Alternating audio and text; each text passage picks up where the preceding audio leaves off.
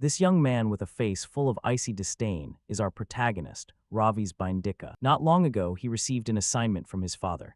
Go to the Hilt clan and bring back proof that the clan is betraying us. However, instead of doing that, the young man sold the entire clan out for salt. The result goes without saying.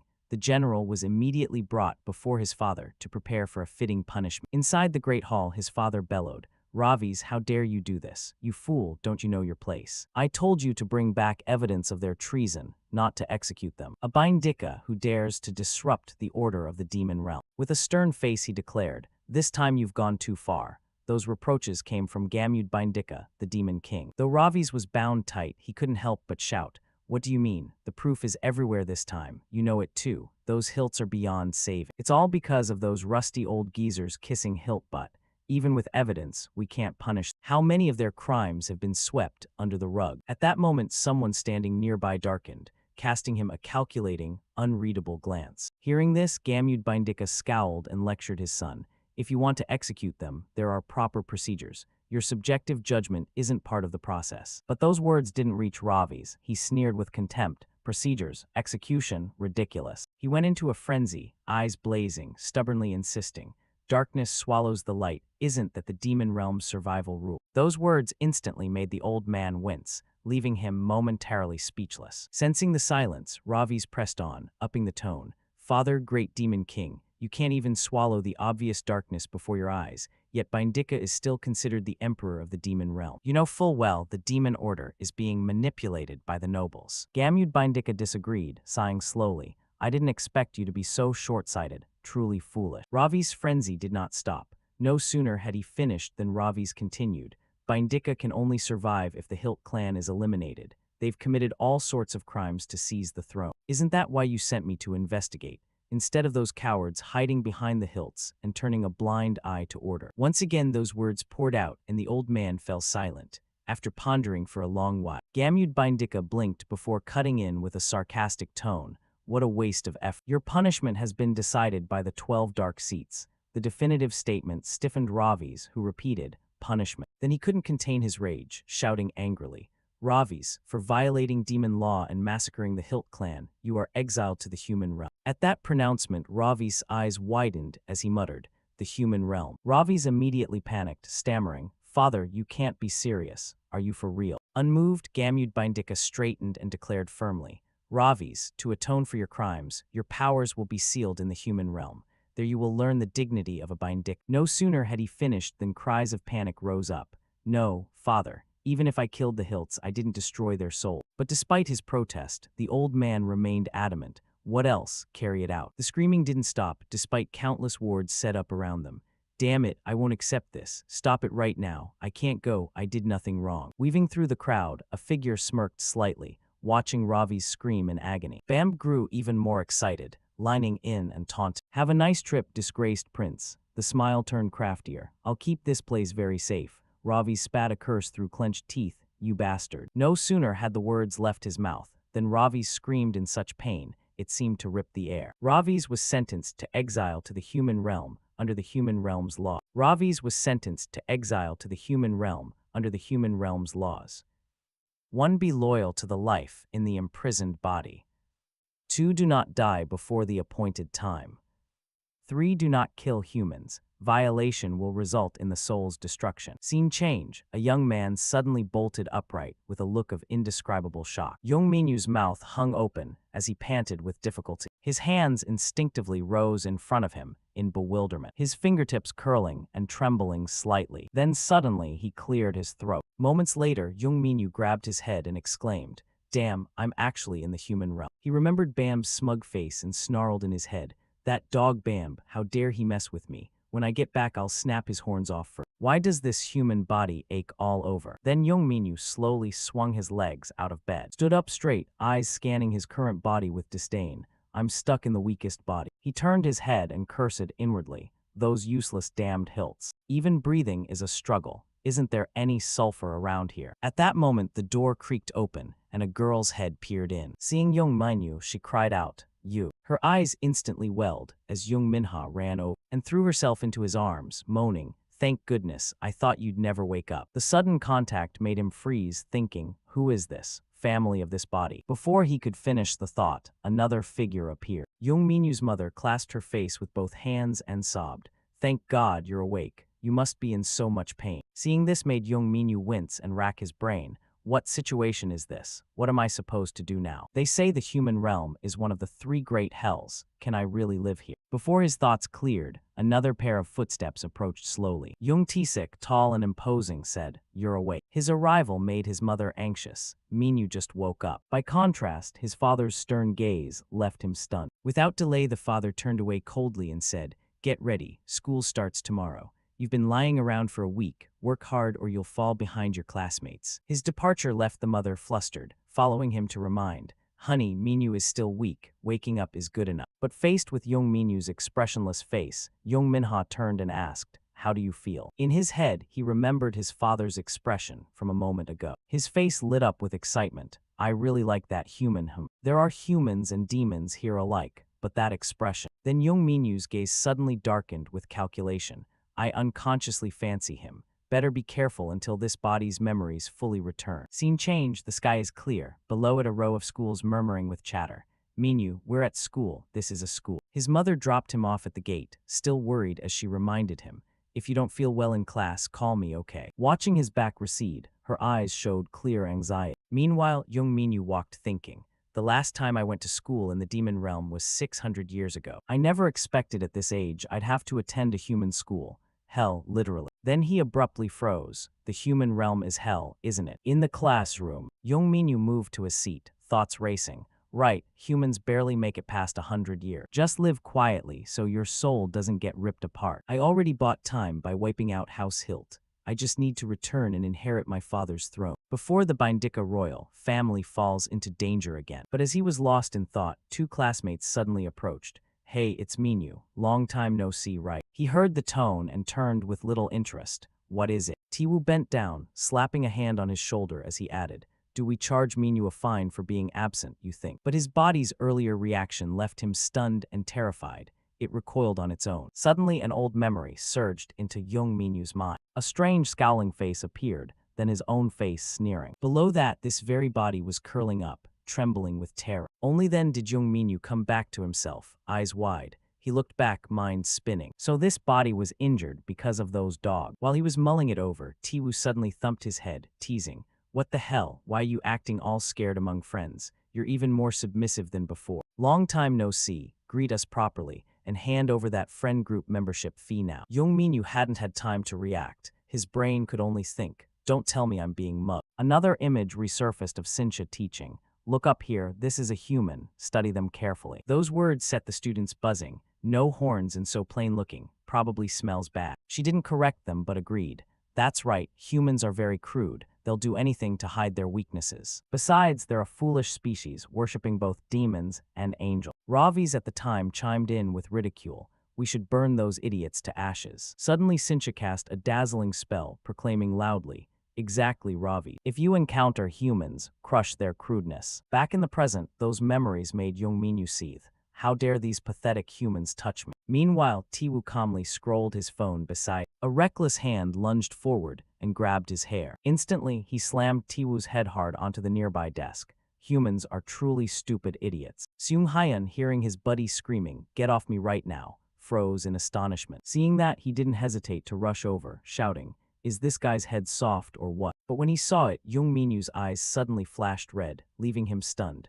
"My mana is reacting." Meanwhile, Seung Hyun kept charging forward, spewing curses. "You dog barely escaped death and already got brainwashed. You want to die or what?" No sooner had he finished than Seung Hyun swung his arm, ready to punch. He easily dodged, though his gaze was still surprised. "Look at that, swearing at a human triggers mana. There's a link between insults and mana." Thought barely finished, Young Minyu didn't hesitate to punch him square in the face. Immediately Seung Hyun flew back, slamming his body hard into the wall. The sight left the whole class gaping in shock. Young Minyu didn't care, staring at his hand and thinking, "Mana should be sealed in the human world. Even if the body is human, my mana still reacts to wickedness." At that moment, Lim Sion from behind stammered, "Minyu, is this the Minyu I know?" Tiwu, not beaten yet, raised a chair to retaliate. "You dare hit me, I'll crush your skull." Lim Sion's eyes widened as he shouted urgently, Minyu, behind you, watch out. He happened to notice, glanced backward, and instantly swung his leg, kicking Tiwu's gut without mercy. Tiwu curled up from the blow, still incredulous as he cursed,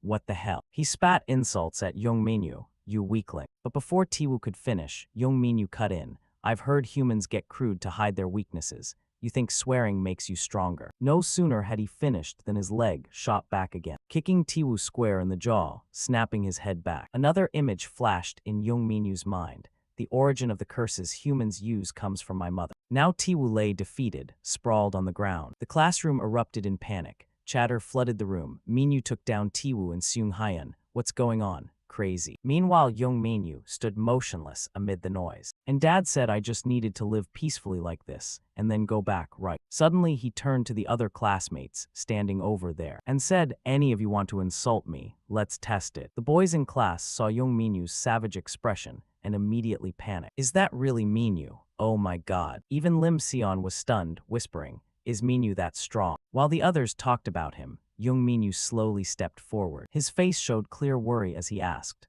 "Young Minyu, are you okay?" But he didn't rush to answer, lips curling slightly as he looked at Lim Sion's bewildered face and thought, "The guy who tried to help me earlier. Turns out he's one of my lackeys." With that sly thought, Young Minyu slowly replied, "I'm fine." Scene shifts to evening. A praising voice keeps ringing out, "Seriously, how did you handle both those guys? That was epic." "Minyu, did you just get reincarnated into another world or what?" The joke stopped him cold. "Did I slip up?" Meanwhile, Lim Sion kept teasing, asking, "Is this like a martial arts world, or a game?" Young Minyu didn't answer. He seriously thought, "If my lackeys realize my true identity." Then a memory surfaced. Two figures walked and talked. "Ravis, you're not allowed to kill humans in the mortal world. Doing so really erases a soul. Why not? Cynthia said we should crush those crude humans." Bamb looked at him and slowly explained, "She only says that for show. We mustn't take human death lightly. We are the gods who govern human death." But Ravis just glanced at him and asked, "Aren't humans already bent on killing each other?" Hearing that, Bamb turned away, voice full of agreement. "That's why they're foolish, and that's why we exist." He couldn't take his eyes off the guy, and let out an involuntary sigh of boredom. They stood up high, looking out at the distant scene as their talk continued. "Killing leads to soul destruction. Why care? I'm a death demon. Why would I go to the human world?" Back in Young Minyu's reality, he looked up at the sky and muttered, "If I can't kill people, how am I supposed to shut them up?" While he was still puzzled, Lim Sion beside him suddenly bowed his head and murmured, "If reincarnation's real, that'd be great. I wish I could wake up in another world." The softer tone made him instantly recognize the stench of utter misery coming off this kid. Lim Sion walked with his head down, continuing, "I know reincarnation sounds dumb, right? I know better than anyone how much you've endured before hitting your breaking point."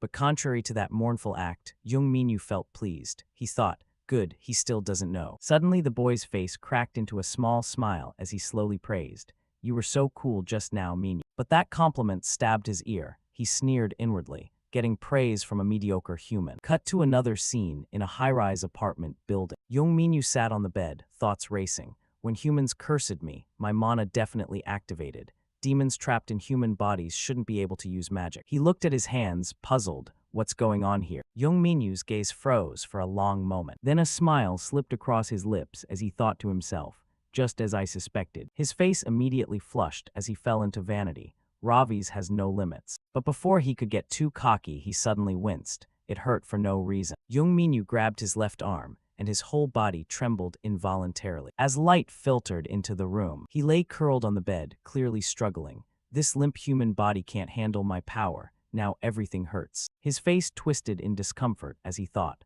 "One day as a human, and I'm already suffering like this." Suddenly, Young Minyu's eyes widened in pain before he muttered irritably, "How am I supposed to sleep hurting like this?" That's what he said, but somehow he found himself snoring loudly before he knew it. Time passed on, from night to morning to afternoon. The location stayed the same, the school, nothing unfamiliar. Young Minyu and Lim Sion walked side by side after class, and he kept gushing again. "It's been ages since we've had a peaceful day at school. Thanks, Minyu. Because of you no one bothers us anymore." Contrary to that sweetness, he wore a sour face and said, "Whatever, I just want to smash them all. I want to try out my strength." While they were still walking, a voice called his name, Young Minyu. They reflexively turned their heads slowly to look. In front of them stood Tiwu beside a tall guy, chest puffed up as he sneered, "You're the one who hit my brother, right? I've been backing you up for so long. and this is how you repay me." Those words made Lim Sion, beside him, break into nervous sweat drops. Beyond imagination, Young Minyu suddenly brightened, and the kid gaped in shock. More insults. "Yeah, bring him." Seeing that, he started turning while saying, "Come with me." In some hidden corner of the school, a voice rang out, "Tiwu, I told you." He patted his head mockingly and jeered, "Don't get beaten up. Don't let this weakling beat you, huh?" The kid stammered, "I'm sorry." No sooner had he finished than the guy turned to him and asked in a raised voice, "Young Minyu, what am I gonna do with you?" His face suddenly leaned close to his, snarling, "If I let you go, how will my brother intimidate the guys under?" Then he pointed at his forehead and added, "Did your mother teach you to beat up other people's good kids or what?" But Young Minyu remained calm as he replied slowly, "Exactly that." That blunt answer made Tiwu's brother blurt out in surprise, "This brat." Suddenly he raised his hand, readying a blow. What laugh? The arm shot forward so fast, it was just inches from Young Minyu. But before it could touch him, Minyu grabbed it neatly, musing with glee, "Insulting someone's mother is still the best fuel." Then he didn't let go and squeezed his wrist hard. The pressure forced him to scream in terror, "What the fuck is this?" Young Minyu didn't answer. He swung his arm and thought,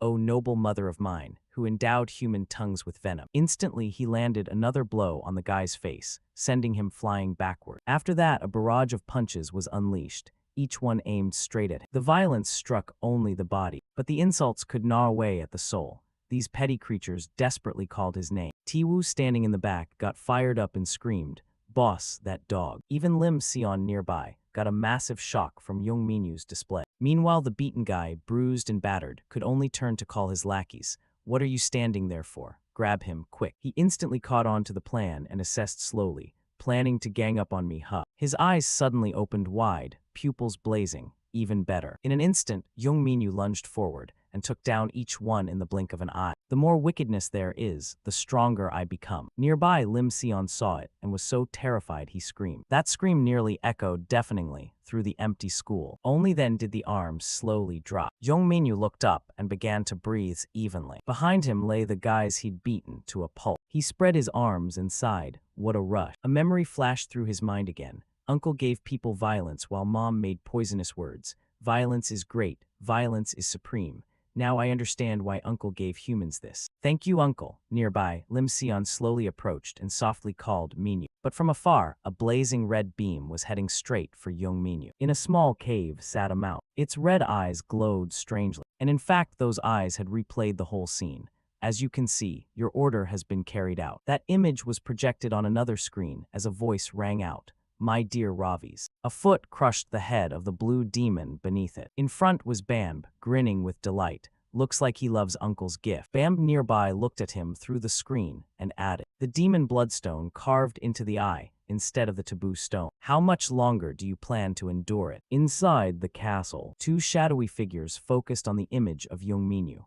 That bastard Ravis actually wiped out the entire Hilt clan. Bamb turned and glanced at the man behind him, then said calmly, "Ravi's always gets what he wants." Barca lounged in his chair, smirking. Who can possibly rein in that stubborn brat? Still, tossing him straight into the human world without hesitation, Gamud really shows no mercy. The image of Gamud Bindika appeared. Bam stood before a cracked stone basin, voice somber. "When dealing with a high-ranking savage, only suppression by force works. That is Grand Demon King Gamud's doctrine." Barca kept his nonchalant manner, flicking his nails. "The human world is where the demon realm banishes the vilest criminals. Ravis won't adapt easily." He hummed happily at the thought of tormenting his nephew to tears. Since when did that kid grow up enough to start causing trouble like this? "Help me, Uncle." What did I just say? Bamb abruptly turned to stare at his master lounging in the chair. "Is that why you gave him the bloodstone?" Then he suddenly spread his arms wide, his cloak fluttering. "Lord Barca, the preparations to summon the criminal exiled to the human world are complete." Barca grinned, baring a set of pearly teeth. "Show me, Bamb." Bamb coldly raised his hand. A stream of black chi shot from his palm, and a large orb of darkness slowly formed before him. Black chi from all directions, then poured in like a torrential flood. Images of horrific demons appeared as he spoke. "Once Ravis has descended into the human world, he will sooner or later run into them." Barca propped himself up and slowly rose from his chair. He extended his hand. A thin stream of black chi began to be drawn in and drift closer. Then the huge currents of dark chi in the stone basin started getting absorbed by Barca at rapid speed. The thick, pitch-black chi coalesced into a round orb in his palm. An image of Yongminyu popped into Barca's head, and as he absorbed the chi, he curled his lips with delight. How intriguing, my nephew Ravi's. You're about to taste true darkness. A pot of food appeared, spicy rice cakes and bubble tea. What the hell just happened? Even Tiwu got taken out that easily. Lim Sion's eyes shone with admiration as he looked at the other. Insane. Felt like watching a movie. Yongminyu was so won over by the food he nearly cried, but he still boasted. So this is hell, nothing special. Lim Sion was a bit lost for words as he looked at him. But Minyu, are you crying? Minyu shot back. Idiot, that's just sweat coming from my eyes. Lim Sion chided softly. I told you to call out the levels for newcomers. He heard that and chewed while thinking. A demon who ran away from hell doesn't deserve the name. The phone on the table suddenly rang violently, grabbing Lim Sion's attention. On the screen, an incoming call displayed. Mobile phone, Jin Yihe. Seeing it, his face went a bit pale with fear. Yongminyu, mouth full and cheeks puffed, asked, What is it? Why aren't you answering? Lim Sion bowed his head slightly and hurriedly said, Minyu, I just got an urgent call. He stood up, awkwardly smiling, grabbed his bag and said to the still-eating Minyu, I'll go ahead, enjoy your meal. Lim Sion left under Yongminyu's displeased, sullen gaze. His hand trembled as if something had frightened it. He ate while glancing at Lim Sion walking. Dusk had fallen in a quiet little alley. An old warehouse appeared, its outer door shut tight as if unused for ages. A tattoo needle slowly lowered. Jin Yihe was trying to tattoo the man on the bed, making him scream in pain. Ah, Jin Yihe said, don't move or it'll hurt. Horrifying photos of men in agony were plastered all over the walls. See, serves you right for not repaying your debt on time and making me do extra work because of you. Jin Yihe looked down at the man's face, drained of strength, as if admiring his own masterpiece, and cheerfully said, All right, it's done. The man's eyes rolled back like they might pop out, his face a portrait of indescribable torment. You do this well, huh, proud of yourself. A voice called from behind, making her glance over. Ms. Jin Yihe, we brought him here. Lim Sion was brought in by a tall man holding his shoulder. He looked at Jin Yihe and trembled as he called, Yihe. Jin Yihe turned gracefully at the sight of Lim Sion and smiled. What's up? Why are you late? Come closer and look. The surgical lamp blazed down bright. Lim Sion's face was pinched tight as he gritted his teeth and tried to resist.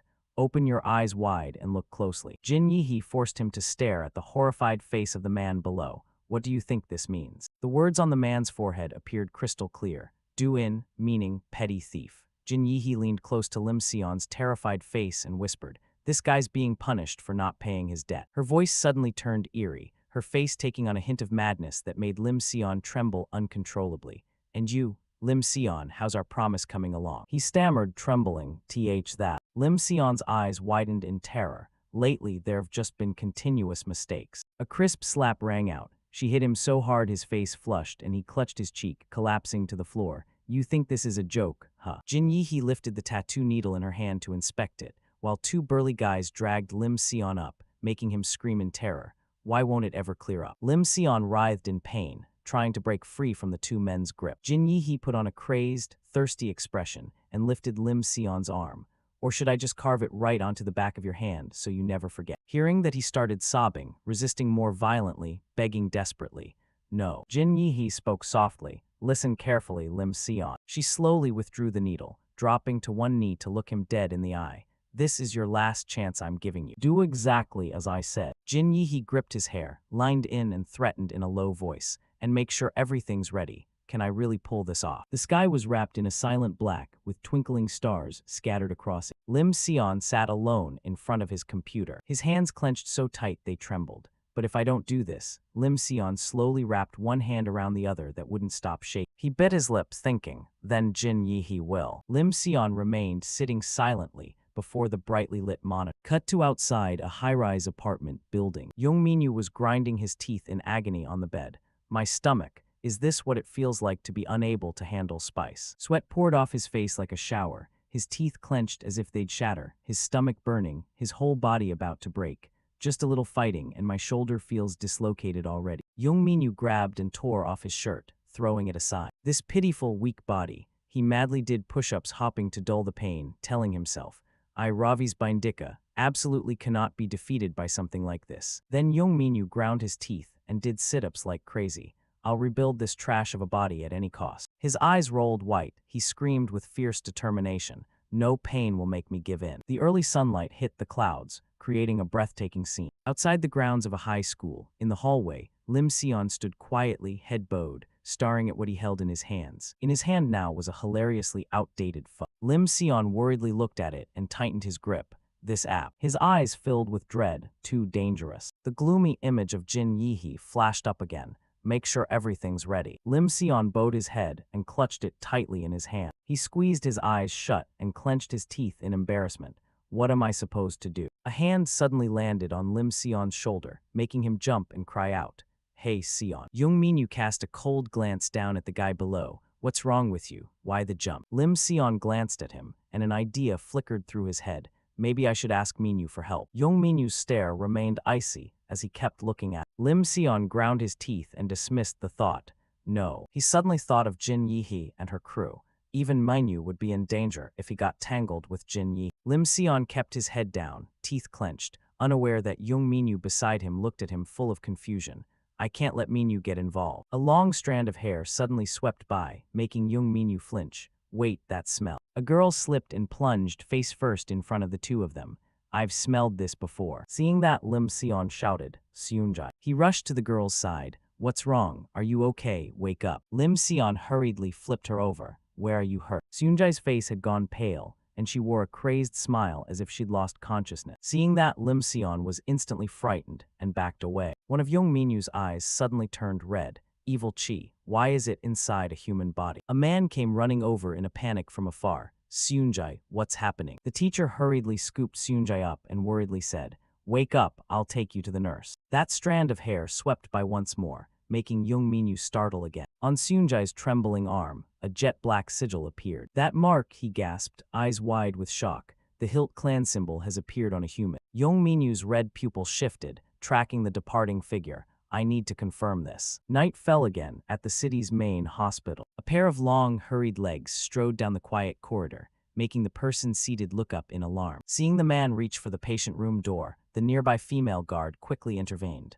Wait. She looked at the hooded young man before her and politely asked, Are you a friend of Seunjai? She's resting and visitors aren't allowed. The young man immediately turned to face her, leaving her stunned. Young Minyu activated his magic, one eye glowing red, his voice carrying an irresistible pull, drift into oblivion. The guard was instantly invaded by the magic and froze. Her eyes rolled wide, the whites tinged red from the mind control. The female guard slowly sat back down in her original spot. She stared blankly ahead, ignoring Young Minyu as he reached for the door. He eased the door open and glanced at the guard. My magic's faint, but at this level it's usable, just temporary though. Young Minyu stepped into the room, and with a click, shut the door behind him. Seunjai sat on the bed and startled as she glanced at. She snapped, displeased, as Young Minyu calmly stepped closer. What? Who are you? He didn't answer her, instead asking coldly, Then who exactly are you? Seunjai glared at Young Minyu with obvious irritation. What? Why did you barge in like that? Suddenly his hand snatched her arm hard. Seunjai yelped in pain. Ow, let go. Young Minyu said nothing, just cast a gloomy glance down at Seun. He gripped her wrist and lifted it up, revealing the sigil on her arm. Why does a mere human bear the Hilt clan's symbol? Seunjai frowned in annoyance. What the hell are you talking about? Young Minyu lost patience, glaring warningly. Speak the truth if you don't want worse consequences. His red pupil glowed in the dark. What is your true identity? Seunjai was terrified to the bone, eyes wide, cold sweat streaming down her face. What? Seunjai trembled as she glanced at the demonic silhouette behind Young Minyu, a demon. Her whole body shook as she looked at the man before her and stammered. Young Minyu, impatient, widened his eyes threateningly. Now she was a soggy mess of tears and snot, answering him. I really don't know anything. Yehi. The scheming face of Jin Yihe flashed into her mind again. She told me to get this tattoo to join their gang, and said she'd give me diet pills too. Young Minyu glanced at the trembling girl and thought to himself, there's a very faint scent coming from her. His red pupil turned icy cold. Definitely the scent I've smelled in the demon realm. The torch on the wall had somehow been blown out long ago. Ravis and two shadows silently walked down an endless corridor. One of them suddenly spoke. Are you going to lead the way? Bam nervously glanced around. That area's off limits. Ravis, displeased, turned to look at Bam, making him jump and quickly shut his mouth. He looked at him and gave a contemptuous smile. Coward Bam. Bam heard that and trembled with anger, but couldn't retort and swallowed his rage. He suddenly shouted, I'm not afraid, I just don't want to get punished. Ravis replied calmly, then go ahead. Bam looked at the arrogant youth before him and reluctantly said, I don't want to. With your personality, if I leave you alone, you'll stir up trouble. He nervously glanced around. How much farther do we have to go? The two finally reached a pitch-black entrance. Bam glanced around and suddenly asked, Ravi's, do you know anything? Ravi's, indifferent, answered, No, nothing. Had to warn you first, though. Bam struck a mysterious pose, glancing around. Darkness reminds me of a tale about beings whose eyes exceed species limit. Ravi's Bindika paused and glanced back to listen as Bam rambled on. From what I know, there are two ways they lose their sight. One is being blinded by glaring light. The other is that they see nothing, and their eyes atrophy over time in places this dark. A signal from the light made him freeze in silence. Ravi's put a finger to his lips to hush, edged to the side and peered in. There's something in here. They both tilted their heads to look at a flower resting on a hand in the distance. Bam cast a nervous glance and whispered tremblingly, What is that? Ravi's bravely stepped forward to get a closer look while Bam, still terrified, frantically warned, It's dangerous. A deep purple flower appeared. They stared at the flowers below. Bam, shaking, blurted out, Isn't that Jeremy Hilt? Ravi's looked at the figure on the ground and said bluntly, Look at him, he's dead. Jeremy Hilt was ashen, and flowers were now pushing up all over his body. A curious hand reached to touch the flower. But what's this flower? Don't touch it, Bam cried. The hand yanked the flower clean out of Jeremy Hilt's body. Ravi's held the flower up and, disgusted, clamped his hand over his nose. This smell. Bam suddenly screamed in horror when he saw the flower in Ravi's hand.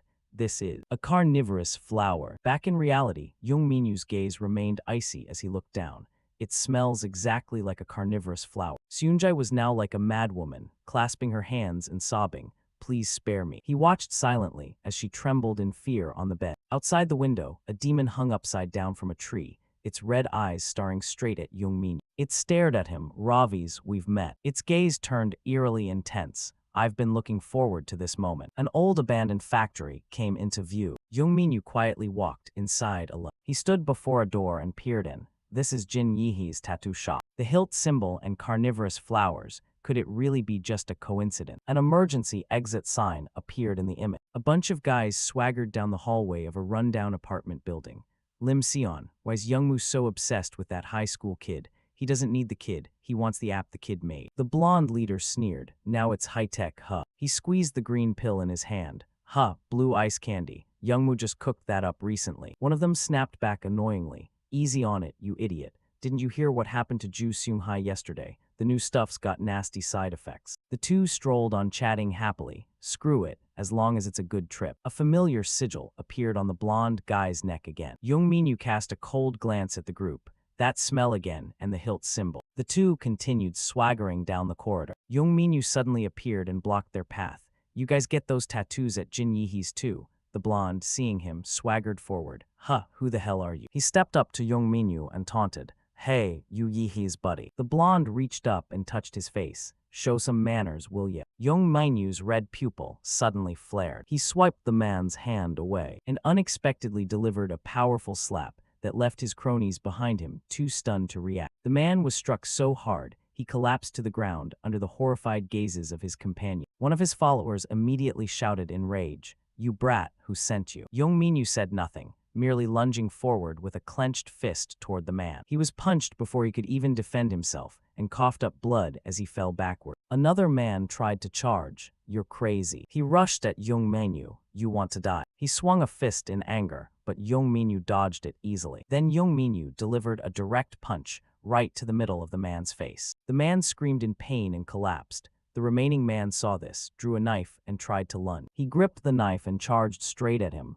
Take this. Young Minyu nimbly spun around and delivered a powerful spinning kick to the last man's neck, making him drop the knife. Having finished the fight, he only cast a cold look at the group lying scattered on the ground. Young Minyu asked coldly, Where is Jin Yehee? The blonde man, who had managed to get back on his feet, growled in a rage. God damn it, kill him now. His face became hideously contorted with madness. I'm going to kill you. Young Minyu was slightly taken aback and stared intently at the man.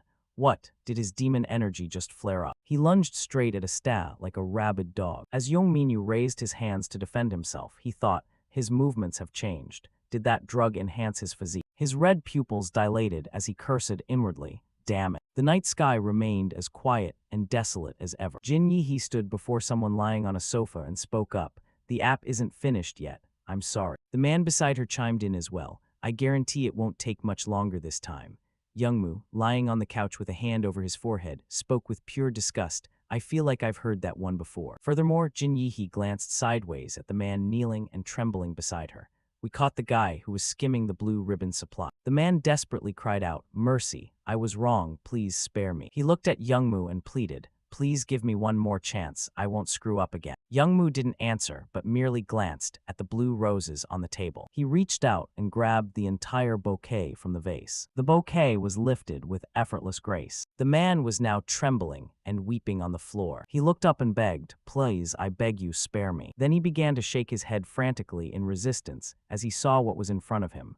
"No, stop." Youngmu held the bouquet and forcefully raised it high above the man. Then he slammed the bouquet down without hesitation. A spray of crimson blood erupted as 2 roses were thrust directly into the man's eyes. Standing to the side, even Jin Yihe was too terrified to speak. He kept trembling and begging, "Help someone, please." Youngmu raised the other rose high, and a bloody scene instantly unfolded. The man's screams echoed through the room, and he immediately collapsed to the floor. Youngmu looked at the body and said coldly, "That's right, there are no second chances here." Then he turned to everyone, draining the color from their faces. "I trust you all understand that. Even Jin Yihe doesn't dare speak up right now. Her face is pale." "Right," Youngmu coldly ordered with a glare. "Yihe, no more excuses, bring it here." She answered fearfully, "Yes, I understand." The night sky outside the abandoned building appeared. Jin Yihe paced anxiously. "Damn it, at this rate I'm doomed." She clenched her teeth and cursed irritably. "Lim Sion, pick up the phone, you bastard." The phone kept buzzing nonstop. Lim Sion, sitting nearby, suddenly noticed it. He looked at it with concern, then slowly picked up the phone. Lim Sion's voice hesitated. "Hello." The blonde guy was now bruised and battered. Young Minyu sat on top of the blonde and calmly recounted, "I planned to investigate myself, but the punks here wouldn't listen." The guy on the line was shocked. "Huh, what?" Young Minyu replied coldly, "You know Jin Yihe, right?" Young Minyu said indifferently into the phone, "You were answering Jin Yihe's calls back then, weren't you?" On the other end, Lim Sion suddenly asked, "What, Jin Yihe, why are you?" He stood up. Behind him, the thugs lay scattered on the floor. He said nonchalantly, "It's right on the screen. Do you know where she lives?" Lim Sion hurriedly asked, "How do you know Jin Yihe? Don't tell me those guys came after you." Young Minyu quickly denied it. "No, it's not like that." He walked and explained, "I'm the one looking for her. I need to confirm something."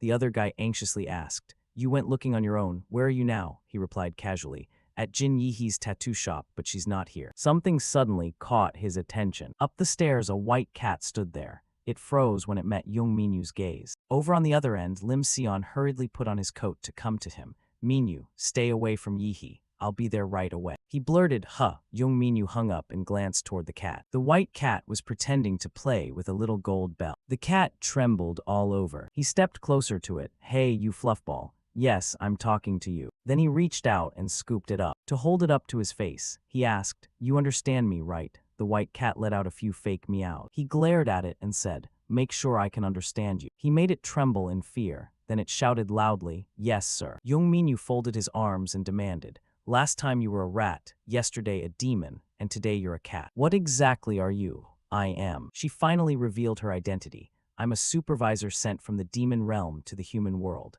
My mission is to monitor offenders without being detected." Street flailed her hands awkwardly in explanation. "That's why I've been quietly observing you, Lord Ravi's." She glanced at Young Minyu and thought to herself, "His demonic aura is weak. Can he really be a demon?" Street asked curiously, "But I don't understand how Lord Ravi's noticed me." He replied casually, "Because you stand out too much." Young Minyu reminded her, "Also, you're standing on 2 legs." She suddenly remembered and panicked. Oh damn. He looked up but got no more answers. His red eye fixed on Street, owner of this creature, manifest. Immediately, her eyes widened. Meanwhile, Bamb sat at his desk. He chuckled to himself, "Faster than I thought." He mocked Lord Ravi's quick huh. Young Minyu complained, "Bamb, is this your stun again, you bastard?" Bamb teased on, calling your friend a bastard, so cold. Young Minyu questioned, "Bamb, what are you plotting this time?" He lazily leaned back in his chair. "My plot, what did I do?" He sighed, "Forget it, I need to ask something." The scene returned to him and Street talking.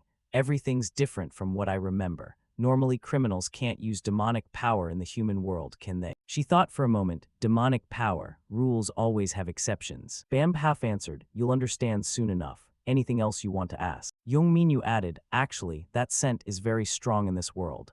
Bamboo. If you've smelled it before, you must know it's a banned flower, even in the demon realm, yet I can sense it here. He propped his hand on his chin and pondered. The demon realm authorities already know that the Hilt clan's influence has spread into the human world.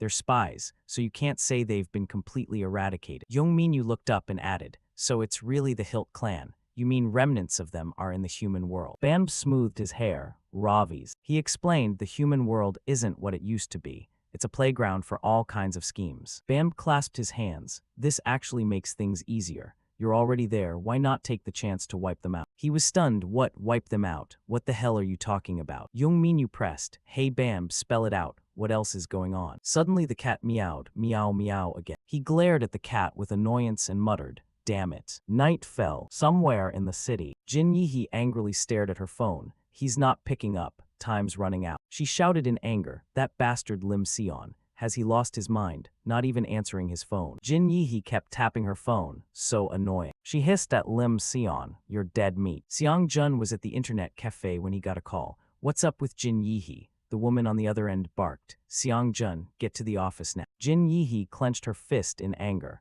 We're going to catch that bastard Lim Sion. The sky was very cloudy today. Young Minyu asked, since you're a supervisor, you must know quite a bit about the human world, right? Street wiped sweat, probably. We rotate supervising offenders, so I'm regularly updated with basic intel, and my tracking ability is pretty decent. Young Minyu said, return to your original form. She startled and replied, yes, wait, what? He immediately switched to a threatening look. Want me to help? She quickly refused. No, my lord. She put her hands together and emitted a pink light that dazzled him. Street transformed into a cute little girl with sea blue hair. Her feet slowly touched the ground as she walked up to him. Young Minyu looked at her and thought, she looks fragile. But Bam must have had his reasons for sending you. He asked, what's your name? She sadly bowed her head. I don't have a personal name. His face emotionless. Street, that's your name since I picked you up from the street. Never forget where you came from. Her eyes lit up with joy. Street, that's my name. She stepped closer happily. I understand, Lord Ravi's. Thank you so much for nomming me. He asked, now tell me everything you know about the human world.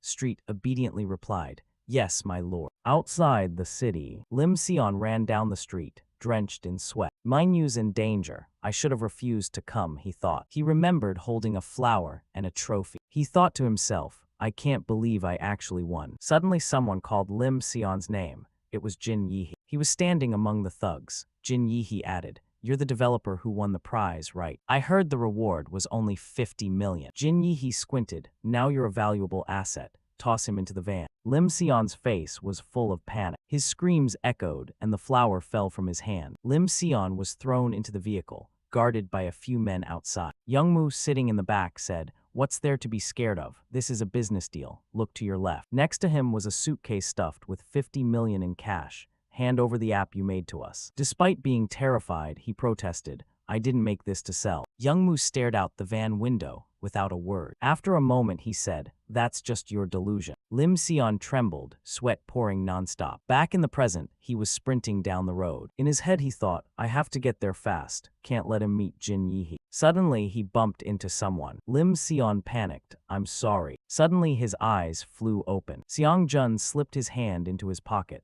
Look, the tasty bait just landed in our lap. Lim Sion stood beside him, utterly terrified. Jin Yihe stepped up from behind and called out, Lim Sion. She stared at him with a twisted look. This is the end of you, kid. He trembled. No, Lim Sion's terrified scream echoed through the night. Jin Yihe stood above them and ordered, from now on, your only job is to manage this app. If you don't want to be locked up for life, you'd better do it properly. Lim Sion scrambled up in a panic. Wait, hold on. Though he tried to beg, she walked away without caring. We'll be monitoring your every move from outside, so don't even try anything stupid. Lim Sion slumped to the ground, watching the door close. No. He ground his teeth and squeezed his eyes shut. It's all over. Xiang Jun crossed his arms outside the door, peering in with a skeptical tone. That guy really a developer? He looks so green. The woman beside him, half disbelieving, relayed. They said if we want to distribute Dai Bangzan, we need it. The man asked casually. The app's called I'm Here. How does that even relate to distribution? Lim Sion was slapped on the head by the guards for not cooperating. He whimpered like he wanted to cry but dared not, only obediently complied while the others gossiped. Even the name sounds trashy. On the screen, the app interface appeared, showing icons for male and female. From a distance, Youngmoo walked over to check. Everything ready. He peered through the clear glass, watching inside. What Lim Sion made is the core of the Dai Bang Zan project. With the buyer's data in our hands, we can manipulate the market however we want. Their eyes gleamed with greed. He summarized the app's power. The real-time location sharing feature in I'm Here will be our main weapon to expand the business. Xiang Jun folded his arms and beamed. So we're finally starting to sell Dai Bang Zan, boss. Youngmoo lowered his gaze to his hands. He toyed with the green candy and answered in a low voice. Yeah, Dai Bang Zan. He sneered and pictured the future. Time to show the whole world. Soon the school started buzzing. Hey Choi Yuri signed up. Add me as a friend. What's this? A student held up the app screen. Accept a friend request and get refunded 30,000. At the sight of money, the girl's eyes lit up. Everyone got excited, ignoring the risks. Oh my god, really? Add 3 friends and you get 100,000. Crazy. I want in, I want in. Park Hyman, hurry up and add me too. Some hesitated, what exactly is this for? But were met with impatience. Do as you're told. Come on, the 3 of you gather and check it out. There's a sign-up event too. On the screen were lines aimed at teenage girls. Weight loss product. I'm Here Dai Bang Zan sign-up event. Register to receive the Dai Bang Zan weight loss product for free. This supplement is certified by the Food and Drug Safety Authority. Dai Bang Zan, even the name sounds fancy. Oh my. On the other side, Jin Yihe couldn't believe it. What is this? The user count shot up in a single day. She looked at her phone and laughed with glee. This is insane. Xiang Jun, seeing that, pulled out his own to check. That's our boss, Youngmoo. Youngmoo was basking in joy when Jin Yihe suddenly snapped up, annoyed. So you still haven't caught the bastard who wrecked my shop? The cleanup crew cautiously reported back. Actually, I checked the cameras, but she pursed her lips, doubting them. How could a falling demon have demons there? So they went to the security room. Look at this. On the screen was a chubby demon right on camera. That thing is staring straight at the camera. Jin Yihe irritably asked, what about the other cameras? The embarrassed staff switched to the other feeds. First crows, then rats plastered themselves over the screens, driving her nuts. Damn rats. Jin Yihe frowned and shouted, what the hell is this? Suddenly Xiang Jun's phone buzzed. He opened it to a message and called out, Yihe. She turned annoyed. What? His words made Jin Yihe pause, forgetting her earlier anger. Let's go. I heard a batch of Dai Bang Zan just arrived. The evening sun dipped down. Yong Minyu stared blankly at the ground. He helplessly asked her, Hey, Street, what are you doing over there? She hastily turned human and explained, Lord Ravi's, I've put on a bit of weight lately. He ignored that and cut to the chase. Where's the investigation I assigned yesterday? Street excitedly poured out. It wasn't easy, but I finally traced it. Young Minyu, used to this, replied nonchalantly, oh yeah. At that moment, he had just knocked out a guy who was hiding Dai Bang Zan pills on it. Young Minyu bent down to pick one up. He carefully held it to his nose and sniffed. Knew it. Smells like the real flower. Then he looked down at the blonde guy with a busted nose. So they've been using this to awaken. Young Minyu frowned, thinking, but you can't cultivate the real flower without a host. How did they get a species that's been wiped out even in the demon realm? Street babbled the findings she dug up. The candy you told me to investigate is called Dai Bang Zan. It's spreading in the human world under forms like weight loss pills and supplements. He continued, what about the ingredients? She watched his face anxiously, then cautiously reported, because Dai Bang Zan is produced with extreme secrecy, it's very difficult to trace the source of the ingredient. Young Minyu's face twisted in anger as he looked at her. What? So you haven't investigated anything useful at all? Street was so terrified she didn't dare move. It's not like that. She explained tearfully, the finished products are being distributed at a staggering speed and in massive quantities.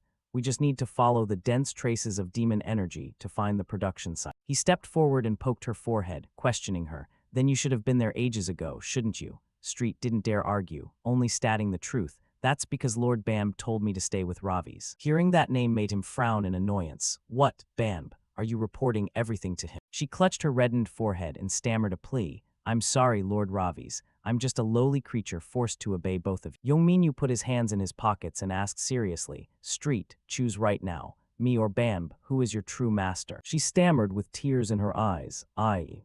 At this moment, he looked exactly like a demon inviting her to his side. If you choose me, I'll make it so you're no longer just a lowly creature. Street imagined herself becoming a noble lady, holding a fan and laughing haughtily. So she bowed her head to him. I offer my flesh and blood to you, my lord. Young Minyu smiled triumphantly. Good. I, Ravi's Bindika, take you as my private subordinate. She opened her eyes and looked at him as her master. After those words, Bam's silhouette flew out of her head. He smirked, dismissing the intruder. Get lost, Bam. Now let's head to the place where Blue Ribbon is being gathered. She immediately replied, yes, sir. From twilight until it was pitch black, she led Yongminyu to a desolate place filled with many large cardboard boxes. Street ran toward a red box and said, it's here, the place where the demon energy of Blue Ribbon is most concentrated. He followed and ordered her, open one and let's see. She hesitated because of the chains wrapped around the box, but the lock was. Yongminyu didn't use words, he used action.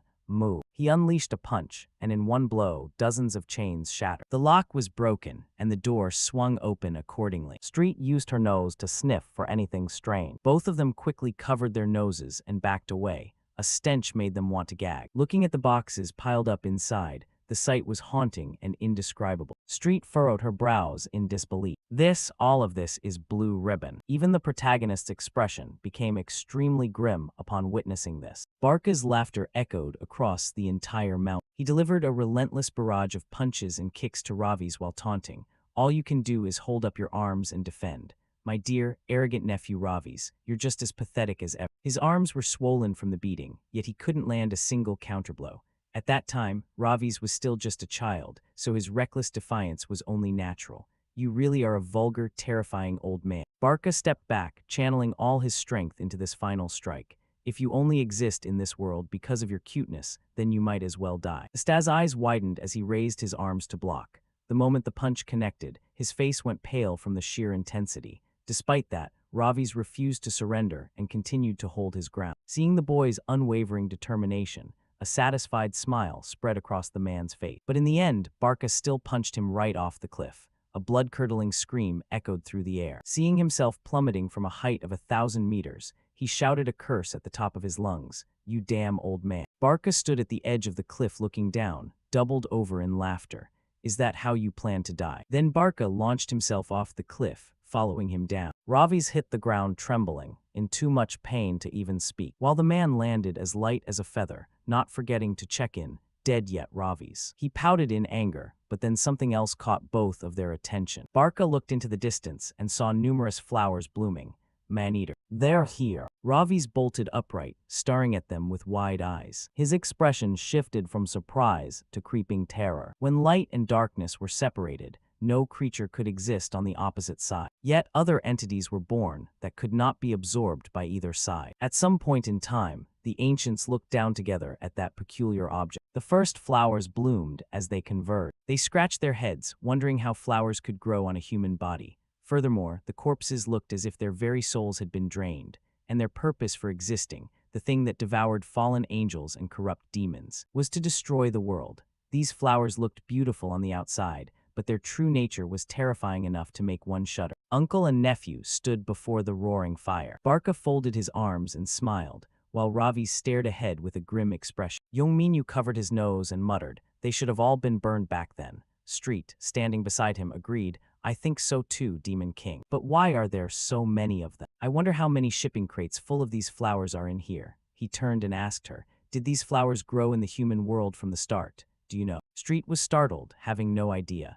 This is an intermediate place where light and darkness mix. The human world belongs to neither side and can be traveled through from anywhere. He stroked his chin thoughtfully. According to human history, mankind had dealt with them 1,000 years ago, but in reality. Yongminyu narrowed his eyes and glanced behind him.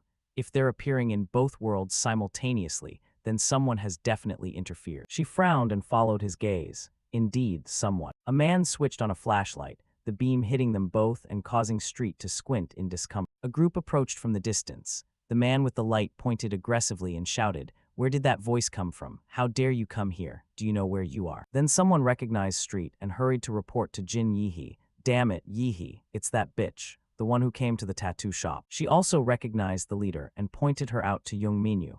That's Yihe, Lord Ravi's. Jin Yihe furrowed her brows and interrogated them loudly. How dare you trash my shop? And how the hell did you find this place? He ignored the question about the shop and asked only about the contents of the crates. Jin Yihe, are you the one managing this inventory?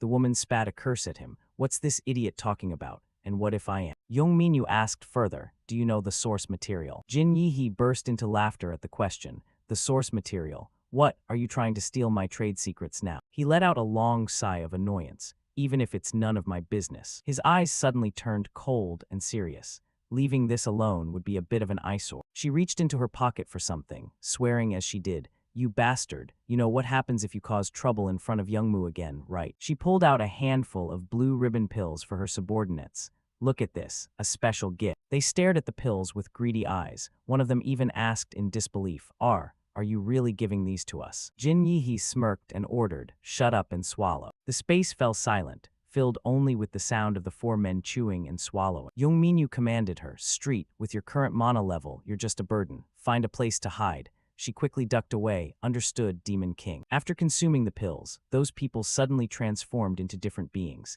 Their eyes went vacant, and they wore eerie smiles as if wanting to devour him alive. Jin Yihe didn't even have to move. She simply pointed at him and commanded, "Teach this brat a lesson." They moved as fast as lightning, vanishing from the spot where they stood. The ground was littered with candy wrappers. They lunged forward like madmen, believing there was strength in numbers. Young Minyu let out a mocking laugh. Arrogant fools drowned in their own delusions. Not only was he unafraid, but he even provoked them loudly. Bring it on.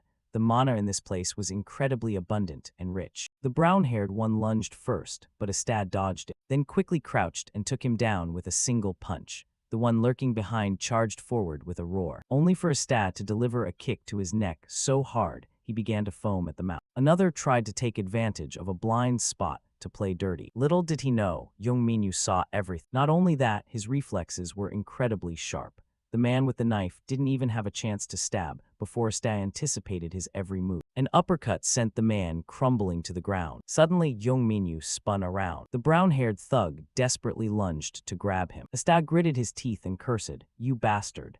The man screamed as his nose was smashed, blood spraying everywhere. Young Minyu was thrown to the ground. The large thug behind him quickly rushed in. He tried to ram Astad with his massive knee, but Astad was faster, bringing his hands together in an absolute defense. Street peeked out from behind a crate, worried. Lord Ravi's, Jin Yihe wore the smile of a victor. The gang, acting as if they'd inhaled a potent drug, unleashed a flurry of punches. Young Minyu could only use his bare hands to defend himself. He gritted his teeth and observed, "Their physical strength is enormous. Is it because they took more than last time?" If that's the case, his gaze shifted to the right and he saw something. He lunged toward a red crate, and they chased right after him. Young Minyu punched straight through a paper bag with his bare hand, pulling out a different purple bag from inside. Before being caught, he spun around and hurled the purple bag away. The four men charging at him were brought to a halt by the billowing dust. They gasped for air in agonizing pain, as if they were dying. He gritted his teeth and muttered to himself,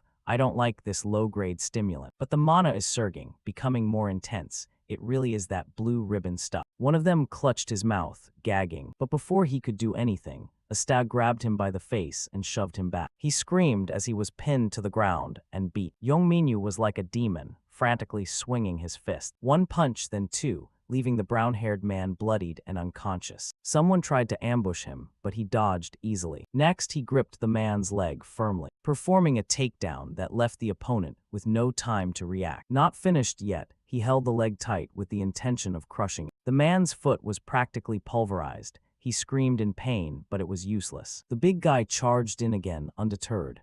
Die. But with just one hand, Young Minyu effortlessly smashed his jaw. The man collapsed onto the ground. The Astad quickly got behind him and lifted him up. The man's eyes were vacant, acting only on the urge to attack. Such a small body, yet he wrestled the giant to the ground and pinned him. Jin Yihe backed away in terror. What the hell is going on? How can he take them all on at once? Having finished off the four of them, Young Minyu slowly looked up. She looked like she had seen a ghost, her face turning ashen. His gaze was now no different from a monster's, looking as if he wanted to eat her alive. Jin Yihe shivered in fear. He's a monster. How is this possible? His eyes, as red as blood, stared intently at. At a different performance, a young girl in a ballet dress stood on stage.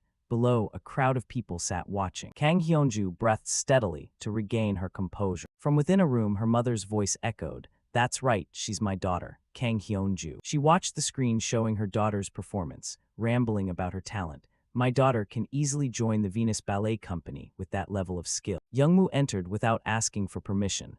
"There you are, our VIP customer." She questioned them angrily. "Who are you people? How dare lowlives like you enter this place? Do you have any idea where you are? He replied with a mocking laugh. Lowlives, excuse us. We received a massive order for blue ribbon, so I came personally to deliver the goods. She flinched, looking at the blue medicine bottle. What? Her eyes went wide in disbelief. This is. Youngmu sat calmly in a chair. Why do you look so tense? We've handled everything from the production process to the sales, so you have nothing to worry about. She asked hesitantly, are there really no side effects to this? He looked at her with pure contempt. Are you just asking that now? Youngmu looked up at the screen where Kang Hyunju was performing. You gave her plenty of doses before sending her onto that stage. At that moment, the girl's eyes suddenly changed. Her gentle dance steps suddenly accelerated into numerous rapid spins. The mother stared in shock. Wait, Yuria. Blood vessels popped all over the girl's eyes, and she began to foam at the mouth, clearly no longer conscious. She tried to lift her fingers, but they were completely stiff. Youngmu feigned surprise. Oh dear, the side effects arrived faster than expected. Just how many pills did you give her? Kang Hyunju was now nothing more than a puppet controlled by the drug. The mother bolted up in a panic, screaming, but her daughter couldn't hear her. Yuria, stop. On stage, Kang Hyunju was spinning beautifully, but far too fast. Then she slammed hard onto the floor. The audience screamed at the sight. The crowd was in a frenzy, unable to sit still. What happened? Why did she fall? Security rushed onto the stage to check on her condition. The mother covered her mouth in disbelief, tears of regret welling in her eyes, but it was too late. She turned her anger toward Youngmu. You bastard, you said there were no side effects. He shamelessly blamed the victim. That only applies if you follow the correct dosage. Regardless, your daughter is beyond saving now. Kang Hyunju's body was covered in bulging veins, her eyes rolling back as she convulsed. He continued to brainwash her. She'll only live if you keep satisfying her need for these drugs, right? Youngmu shifted from a mere dealer to a position of power over her. Now she won't be able to live without blue ribbon for the rest of her life, like a true VIP customer of ours. She clutched her head and screamed, trying to escape the responsibility of her own actions. No, do you have any idea how much I invested in her? He smirked with delight, indifferent to her suffering. Suddenly, the phone in his pocket rang. He pulled it out and saw it was Jin Yihe. Instead of answering immediately, Youngmu paused for a few seconds. He looked as if he'd seen something very strange. What the hell? On the screen was a terrified Jin Yihe. I'm sorry, boss Youngmu. Youngminyu pushed her head aside, looked directly into the camera, and asked, are you the one producing blue ribbon? He stared in surprise. Looking at that state, I can already guess. So it's you, huh? Come here. Youngmu hung up immediately. His voice was somber as he made an announcement that sounded more like a command. Ladies and gentlemen, we have urgent business and must leave. That evening, at the crates where the fight had just occurred, Street looked curiously at the bodies scattered on the ground. Why do humans like playing with these things so much? Youngminyu replied bluntly, because they are ignorant and arrogant. He stared at the blue candy in his hand and mocked. Even as they get high, they still arrogantly believe they won't get addicted. They don't believe in anything. They just desperately cling to these small, temporary pleasures. Street jumped up, pointing behind him. Lord Ravi's over there. Jin Yihe looked as though she'd just met her savior, joy radiating from her face. Youngmu approached with several men in tow. So the incident at the tattoo parlor was your doing as well. He tilted his chin up, asking fearlessly, were you looking for me? Youngminyu gestured indifferently toward the cardboard boxes. I have no interest in a guy like you. Where did you get that supply? He narrowed his eyes at the man, his voice full of suspicion. That would be quite a feat for a normal human. Youngmu froze, unable to believe his ears. What? A normal human? The way he looked at Minyu began to shift. Don't tell me this brat is. In the past, vials of narcotics lay scattered across the ground. What's wrong? Did the old man faint? Youngmu kicked the frail, gaunt man and ordered, give me more drugs. He grew more irritated with every kick. Old man, my ass. Seeing that the man was foaming at the mouth and had been dead for who knows how long, Youngmu stared in disbelief. Is he dead? He vented his drug-fueled rage on his father's corpse. Damn it, high your whole life only to die from an overdose. He let out an exhausted sigh. If you die like this, how am I supposed to get more drugs? Having said that, Youngmu stomped mercilessly on the body. He cursed while he stomped, trying to satisfy his urge. How will I find more now? Suddenly, the old man's eyes flared with light. Youngmu flinched and backed away. Old man, I thought you kicked the bucket. The old man didn't respond, but slowly sat up. The voice that answered wasn't human, but that of a demonic spirit. Are you sad that he is dead? Youngmu showed no fear, only staring back as he asked, what the hell are you? It ignored him and continued. If you are sad, I shall return him to you. Youngmu burst into a loud laugh as if he'd heard a joke. Sad. The old geezer is finally gone. Why should I be sad? He screamed in a frenzy. I don't need a piece of trash, father. I just need drugs. Drugs, the phantom replied coldly. Is that so? It held a flower out toward him and commanded, then nourish this man-eater with his body.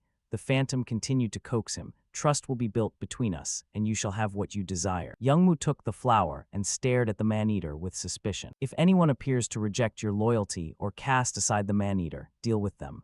My faith will protect you. The look in his eyes shifted from that of an addict to a demon. The beautiful flower in his hand felt like a massive treasure. Youngmu broke into a cruel smile. He didn't hesitate to thrust the flower into his father's corpse, causing fresh blood to spray everywhere. Back in the present, Youngmu looked at Youngminyu and asked, "You called me a normal human." Minyu mused as he understood. It seems you've placed your faith in something. The man made no attempt to hide it. Instead, he felt grateful. That's right. He gave me a new life. Everything was unfolding exactly as Minyu suspected. He made a contract with a demon. Minyu tilted his head and cracked his knuckles. I don't know what kind of trash you put your faith in, but both you and that bastard are pathetic. Youngmu's eyes bulged with rage. How dare you insult? He ordered the two men behind him. Grabbed him. Street panicked and quickly looked for a place to hide. Again. Youngminyu knew it would only take a few seconds. He was starting to find this tedious. Let's end this quickly. Then various screams of agony echoed throughout the forest. An ambulance sped down the road. Once we launched, I'm here. Orders absolutely exploded. Blue ribbon is sweeping through everywhere. Inside the vehicle, the mother clutched a pill bottle, watching her daughter receive emergency care, unsure if she was dead or alive. Outside, schoolgirls were opening the app interface. Expanding the VIP customer base across the country wouldn't be a problem anymore, right? She happily accepted the bottle, unaware of the latent risks. Damn, are we going to become a global corporation? Someone who had taken the pill lay on the floor, twitching like an addict. Xiang Jun and the others watched the results with satisfaction. I think Boss Youngmu has started taking over the Chinese and Japanese markets. If it's Boss Youngmu, nothing is impossible. Lim Xion sat inside in silence, speechless. He bit his nails, tormenting himself. Because I made that app, the drugs are spreading too fast. His face was twisted as if he were about to cry, pleading 1,000 times in his heart. Someone, please make it stop. On the other side, the two bodyguards were quickly taken down. Jin Yihe was tied up and kneeling on the ground, screaming, "Look at this, Youngmu. This guy isn't human anymore." Youngminyu let out a sigh and looked at him. Why aren't you coming over here? Youngmu remained silent. He remembered the words the phantom had told him. If anyone appears to reject your loyalty or cast aside the man-eater, deal with them. He took 3 candies in his hand. Youngmu threw the drugs into his mouth and chewed voraciously. By your command, Lord Bauer. The girl sitting nearby screamed, Youngmu, I don't think he's just some high school kid. He might be the one making the new drugs. Youngminyu raised an eyebrow. What, new drugs mean? He mused over the thought, then suddenly stiffened when he realized the man was right behind. He glanced back. Youngminyu blocked the punch perfectly. Youngmu didn't back down, immediately launching a counterattack. Minyu held up his arms as a shield. He's fast, on a completely different level from those other guys. As if sensing his thoughts, the man sneered. How can you block my punches? Have you received his blessing too? He asserted coldly. He is my god and mine alone. Youngminyu finally understood. Now I know why there are man-eaters and this disgusting stench. The god you worship. Minyu spoke the name that hit the mark. It's Bauer, isn't it? As expected, the move left him stunned. What? How do you know his name? Minyu taunted him. He chose a failure like you because he doesn't trust anyone. Youngmu didn't hold back, becoming even more enraged. Don't you dare insult the one who saved. Minyu acted as if he didn't care. Right, he saved you. You must have looked pathetic when he called your name while you were hiding like a rat. The man growled, his mouth dripping with saliva. Shut up. He is not someone for you to mock. In the next second, a series of punches were unleashed, all of which Minyu blocked. In Youngminyu's determined eyes, a flash of killing intent appeared. Bauer, so he really has come to this world. In the demon realm, piles of undead corpses were stacked high. Ravi's was rampaging through the demon realm. Coward. A man hiding in a corner trembled with fear upon hearing his taunts. You only know how to run away. Minyu's eyes, devoid of warmth, swept over the area. Youngminyu no longer sat still as he had before. He stood up, looking like royalty in this place. Bauer, you bastard, where are you hiding? Youngmu, still unaware of the danger, continued to challenge him. You dog, you don't get to talk about Lord Bauer. He roared, his body emitting a strange light, seemingly transforming. Minyu quickly covered his nose because of the stench, this foul smell. Youngmu muttered through his teeth. Anyone who insults Lord Bauer will be dealt with by me personally. He lunged and grabbed Minyu, delivering a brutal kick to his stomach. He grabbed Minyu's shirt and pulled him close as he slumped forward. A moment later, he hoisted young Minyu into the air. Then he threw him violently to the ground without hesitation. Minyu gritted his teeth against the pain. Above him, Youngmu frantically landed punch after punch on Young Minyu's face. He punched while screaming, both the Blue Ribbon and Lord Bowie. Having touched upon his supreme being, he certainly wasn't going to show mercy. Everything belongs to me. Minyu struggled to defend himself. This bastard. He's lost his mind from too much mana. He really is trying to kill me. Suddenly, the man roared for a finishing blow.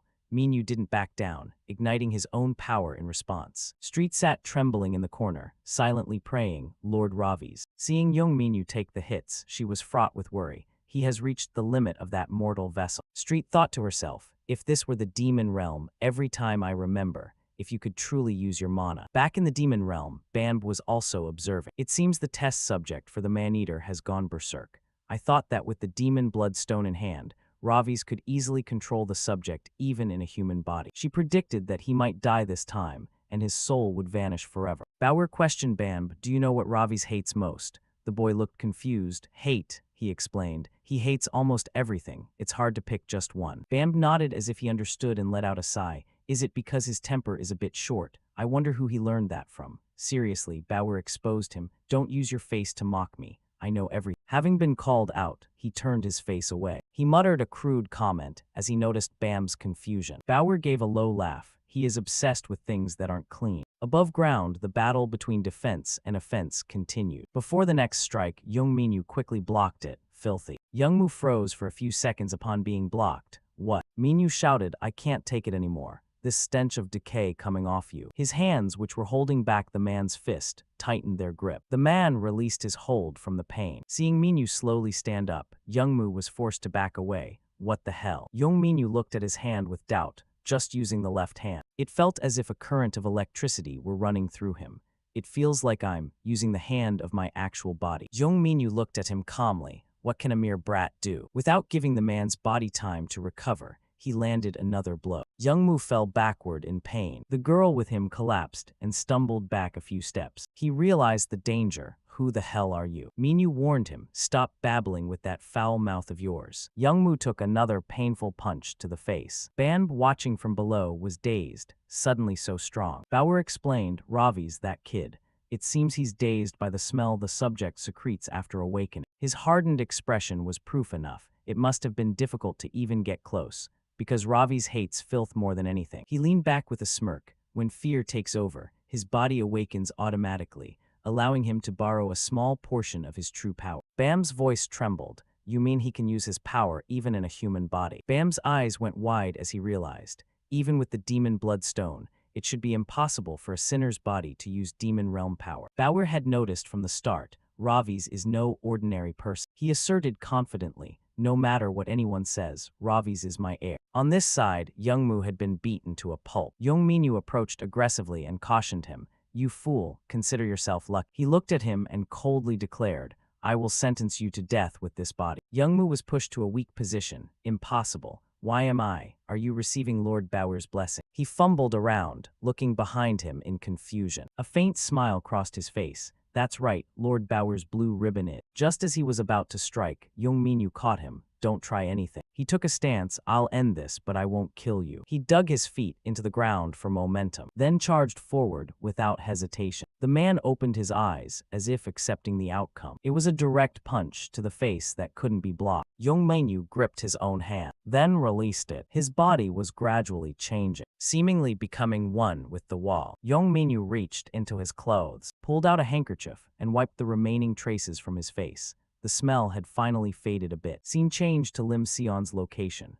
A thought flashed through his mind as he saw the data running on the screen. No, I can't. Lim Sion stared at the computer screen, sweat pouring off him. This isn't what I wanted. A scene of him sitting alone at school appeared.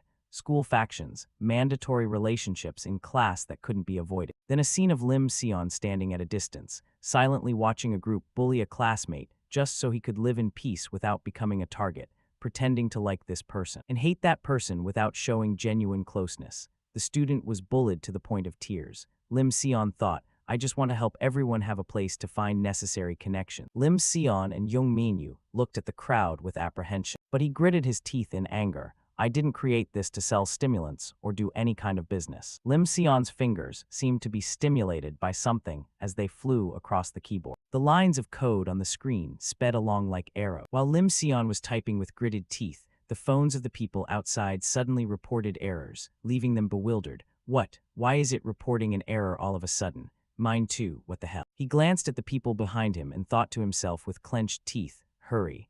Then Lim Sion suddenly jumped up, quickly grabbing a chair to block the door. The door was quickly blocked by the chair. The crowd outside finally understood and frantically pounded on the door. Damn it, what is that bastard doing? Go in and check. Open up, open the door for us fast. Lim Sion worked his hands quickly while thinking, I have to delete the app permanently. Seong Jun shouted angrily from outside, hey you idiots, open the door. Lim Sion looked at the computer screen anxiously. Hurry, please. A red warning symbol suddenly appeared in the corner of the screen. At the same time, the people outside used a chair to smash the glass partition. They cursed angrily and quickly jumped in, terrifying him.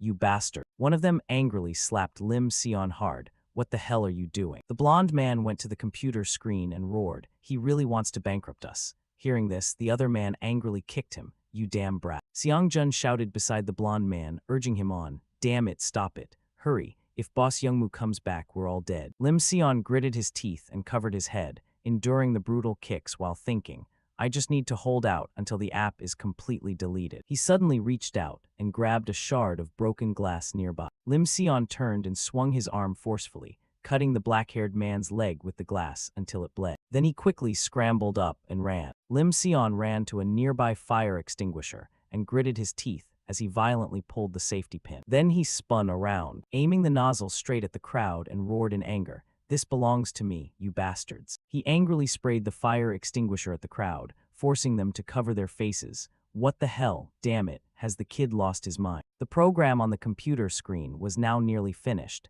Son of a bitch. The blue core was finally full, and the program completed accordingly. Lim Sion, his eyes wet with tears, looked over with intense emotion. I did it. Seong Jun disregarded all danger and lunged at him in a rage. You son of a bitch. He grabbed Lim Sion tightly by the neck, causing the fire extinguisher to slip from his hand. Seong Jun pinned Lim Sion to the ground and roared, tie him up, bring something to restrain him. Two figures obscured by the smoke quickly obeyed. Yes, sir, damn it. Lim Sion struggled to break free from Seong Jun's grip while thinking, no. He tried to open his tear-filled eyes. In the end, this is as far as I can go. Seong Jun glared at Lim Sion in a fury. You stupid brat. A tall silhouette suddenly appeared in the smoke and spoke in a somber voice. How dare you touch my subordinate? Seong Jun turned his head in shock. What? A hand quickly snatched him. His two comrades suddenly turned back when they heard the scream from behind. The blonde-haired thug called out weakly, Seong Jun. Young Minyu, currently holding the man's blood-stained head,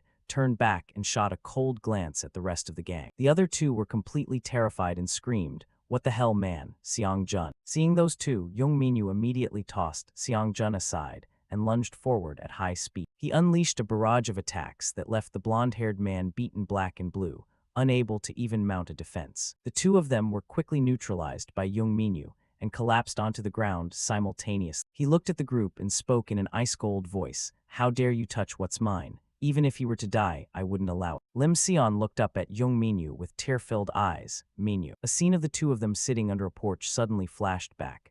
At that time, Lim Sion had said, Minyu, look, here's an app I just made. Curious, Minyu asked, what kind of app? An app appeared on the phone screen as Sion explained.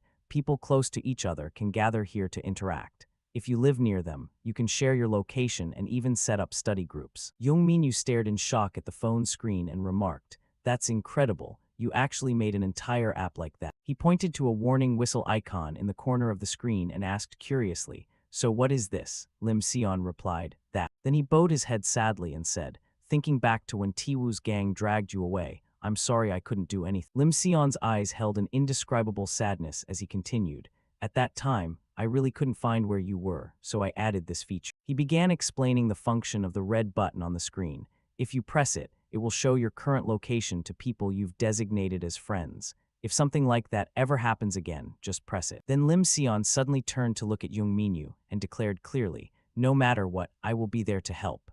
I'll report it or gather friends to come to your rescue. Hearing that, Minyu let out a faint smile. The two of them tinkered with the app together as Minyu said, "Thanks, I'll download it too." Back in the present, Lim Sion looked up at him with watery eyes and whispered, "Minyu." Young Minyu simply held out his phone screen and asked coldly, "You sent this, didn't you?" Lim Sion was even more moved now and said, "You actually received my signal." The screen displayed the app's interface. Tears began to stream down Lim Sion's face. He pressed his hands against the ground and sobbed with gratitude. "Thank you, Minyu." Lim Sion knelt before young Minyu and thanked him shakily. "Thank you so much." Outside in the old alley, two shouting voices could be heard arguing. "Damn it, how is he so strong? Let me go." Street was currently handcuffing Jin Yihee's hands behind her back and said irritably, "Hey, quit squirming." She suddenly turned her head when she saw him and exclaimed in surprise, "Lord Ravi." Jin Yihee took the opportunity to break free and run, making Street scream in panic. "Hey, stop." Young Minyu calmly intervened. "Let her go, I don't need her anymore." He looked up at the building behind them and thought, first off, it looks like all their man-eaters will be lost. A massive fire was erupting, showing no signs of being extinguished. Rescue workers and police quickly cleared the area and spoke urgently. "The fire hasn't spread yet. We must put it out immediately." A firefighter suddenly spoke up, "This is all of it." Detective Seongjun flinched as she glanced at three bodies lying by a tree root. She stared with wide, shocked eyes at them. These peep. The blonde-haired man had been beaten until his face was a bloody mess, and his pupils were no longer intact. The three of them, Young Minyu, Lim Sion, and Street, leisurely walked away. Lim Sion said nothing but glanced over at Street.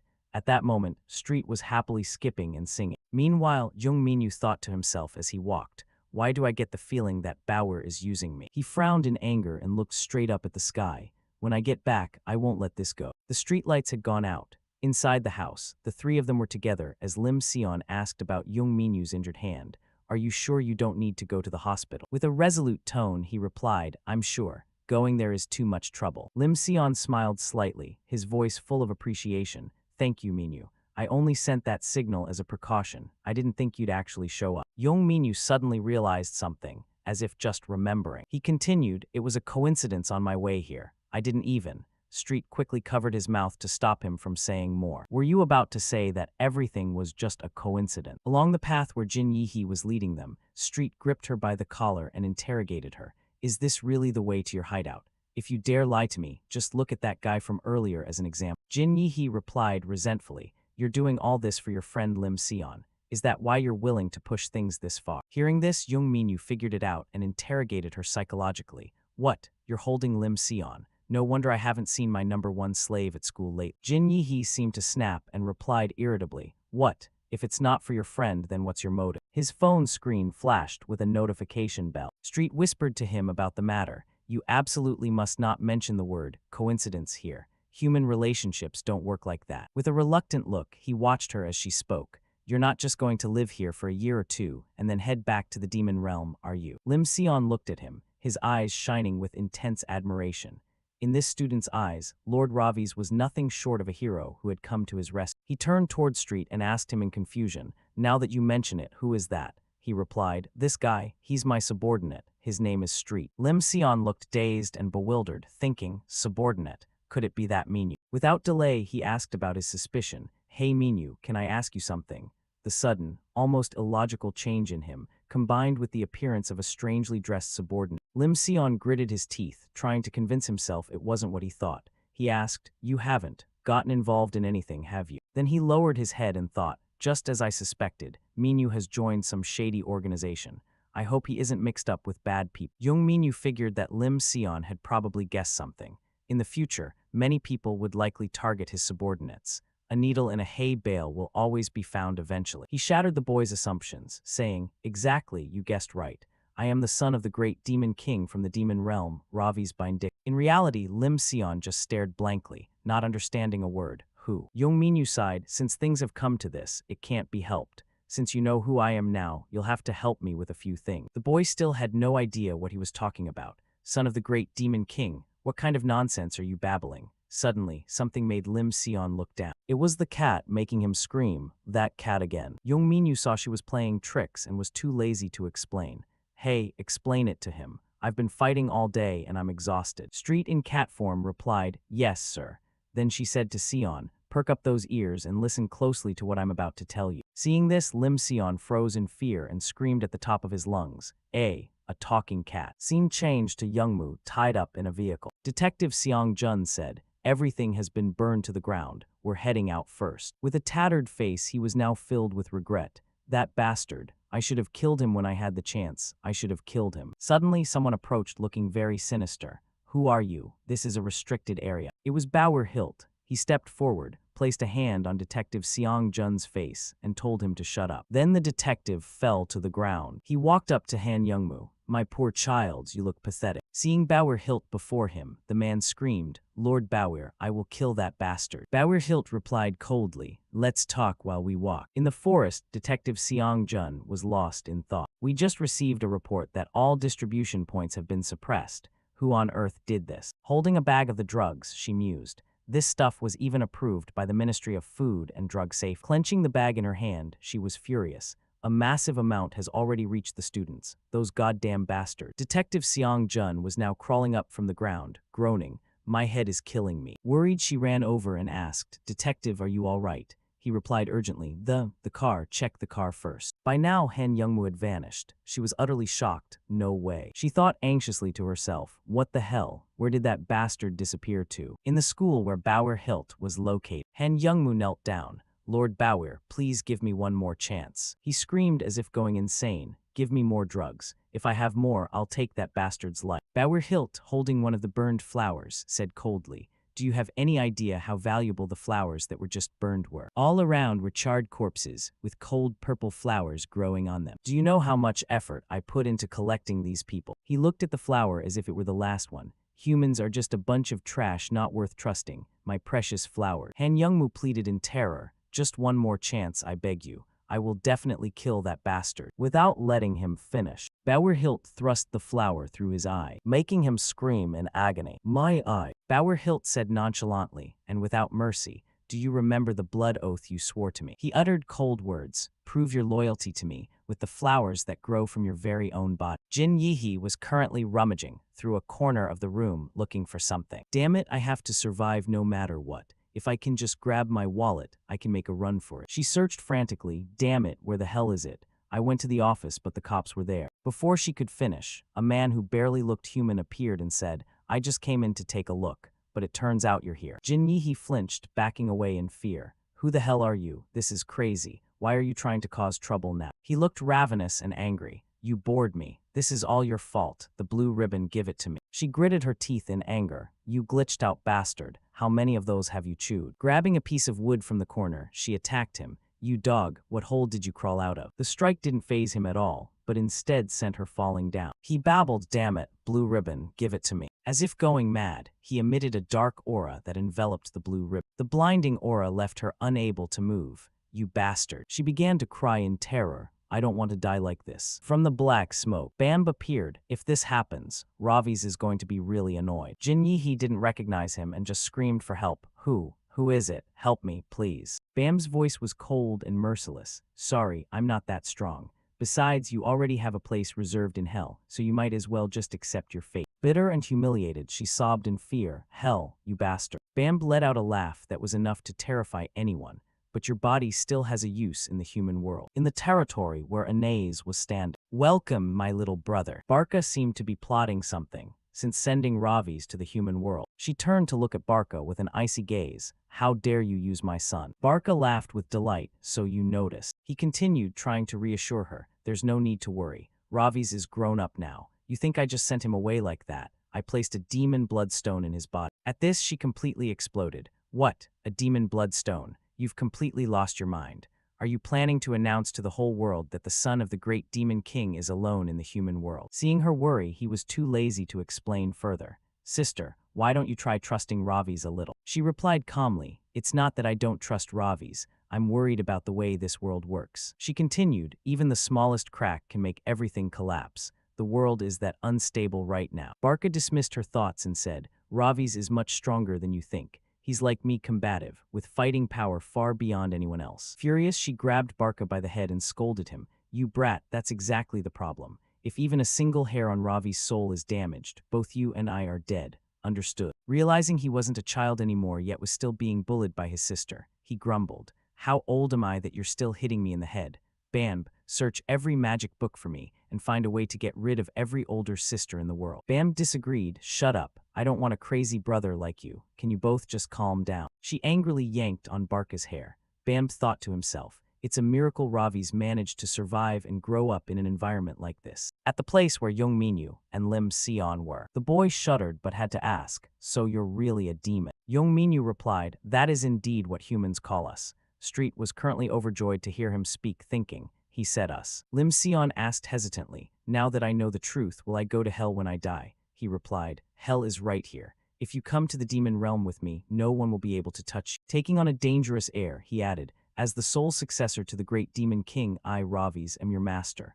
Terrified, the boy refused. "I don't need protection. I don't want to go to a place like that." Seeing how scared he was, Estat teased him, "Just try turning back, and I'll pull out Bam's eyes and suck on them like lollipop." Lim Sion wondered, then what really happened to Minyu? Street, in cat form, replied, "He was destined to die anyway. In principle, only the bodies of people like that can be used as vessels." He bit his lip, a look of sorrow on his face. "Impossible. Why did Minyu have to die?" Young Minyu saw him like that and said, "Don't be so gloomy. We'll all see each other in the demon realm in a few decades anyway." Lim Sion looked completely helpless, trying to accept it. "So it's confirmed that I'm definitely going to the demon realm." Seeing his sadness, Minyu turned to Street and said, "Humans really do have a pointlessly rich imagination. The demon realm is actually quite a fun place, isn't it?" She agreed, "Yes, that's right." Her voice sounded threatening as she added, "Our home is filled with the smell of blood and screams." The cat's demeanor made Lim Sion even more scared. "Please stop." Young Minyu looked at Lim Sion and instructed, "You have a long way to go before then. Don't worry, just treat me as you did before, and don't reveal this to anyone." Terrified, Lim Sion replied, "Yes, sir." Young Minyu began to move. "Man, my body is aching again. I'm leaving." Street's voice echoed, "Let's go together, Lord Ravis." Young Minyu was now exhausted. "My head hurts. Did I use too much of the demon bloodstone's power?" Suddenly, Young Minha appeared excitedly holding a birthday cake. "Brother, happy birthday." Young Minyu didn't even know it was his birthday. "Me, birthday?" Young Minha laughed with delight. "Mother and I worked hard to make this cake yesterday. I can't guarantee how it tastes though." Placing a birthday hat on his head, she said, "Mom and Dad will be home soon." She held up a camera and said, "All right. Let's start with a birthday selfie." Young Menu seemed to see something on her face. She smiled and explained it away. "Some guys were bullying an old lady with a cart, so I stepped in.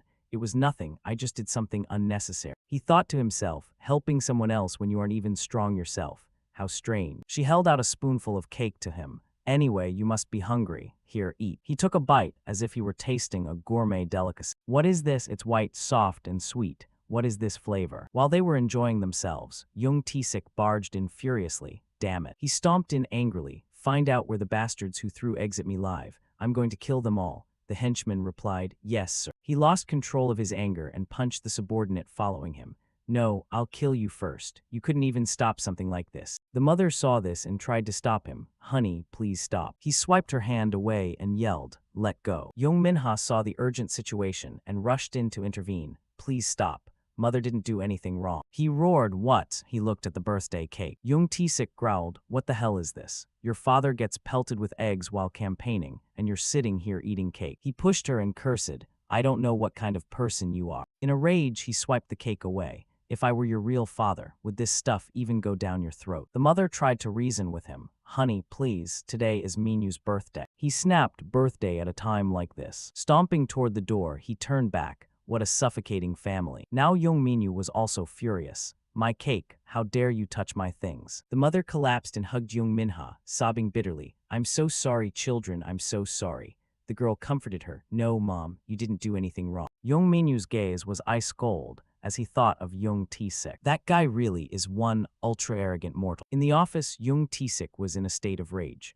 "That bastard Why Youngmu isn't even sending money and has cut off all contact. I don't know what hole he's hiding in." He gritted his teeth. "If we want even a single photo with Assemblyman Park, we need to pay up first. That goddamn Why Youngmu." The henchman replied, "I'll do my best to find him, sir." Clenching his fist, Tisik said, "It's infuriating that we have to grovel before a bastard like that just to raise approval ratings. And every one of these trash piles is acting like garbage." A henchman rushed in from the door. "Sir, a video of Minha is spreading rapidly online." He asked urgently, What video?" The man held out the video for him. Please watch this, sir. In the video, Jung Minha was recording the bullies with her phone. Hey, you guys, I'm recording everything. Stop it. A bully yelled, Hey, you crazy girl, who do you think you are to interfere? She snapped back, Why are you bullying an old lady? You bastards. He yelled in rage, You bitch. Then the voices of people around them, Hey, just let it go. Damn it, what are you looking at? I said let's go, you dog. Jung Minha approached the old lady and asked, Are you all right, ma'am?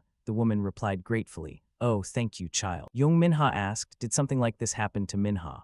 The henchman replied, Yes, sir. If we reveal that she's your daughter, it will be a huge boost to your approval ratings. The comments were exploding. He was like a fish in water, his voice full of delight, really. Looking at the video, he thought, this could actually create a very good image. The next day, at Nosi Entertainment, Han Yeonju, having just watched the news about Minha, said to her two kids, Han Rang, Hansu, come here. Do you see that? That's mommy's new vessel. Hansu praised, How pretty is that? Han Jiang didn't say a word, only let out a small snort. Han Yeonju asked his daughter, What's wrong, sweetheart? You don't like it? Han Jiang replied, Not exactly. Han Yeonju asked again, Are you jealous? That child I paid to buy her face, so she'll become my new body. Human bodies age so fast, they wrinkle, sag, and turn ugly. But to find a perfect new vessel like this, now that's fate. She smiled faintly, What a lovely doll. I wonder what sound she'll make when she shatters. Cut to Deng T-Zich's office, the old man beaming over his daughter. His assistant said the morning's poll showed the girl had regained the lead in support.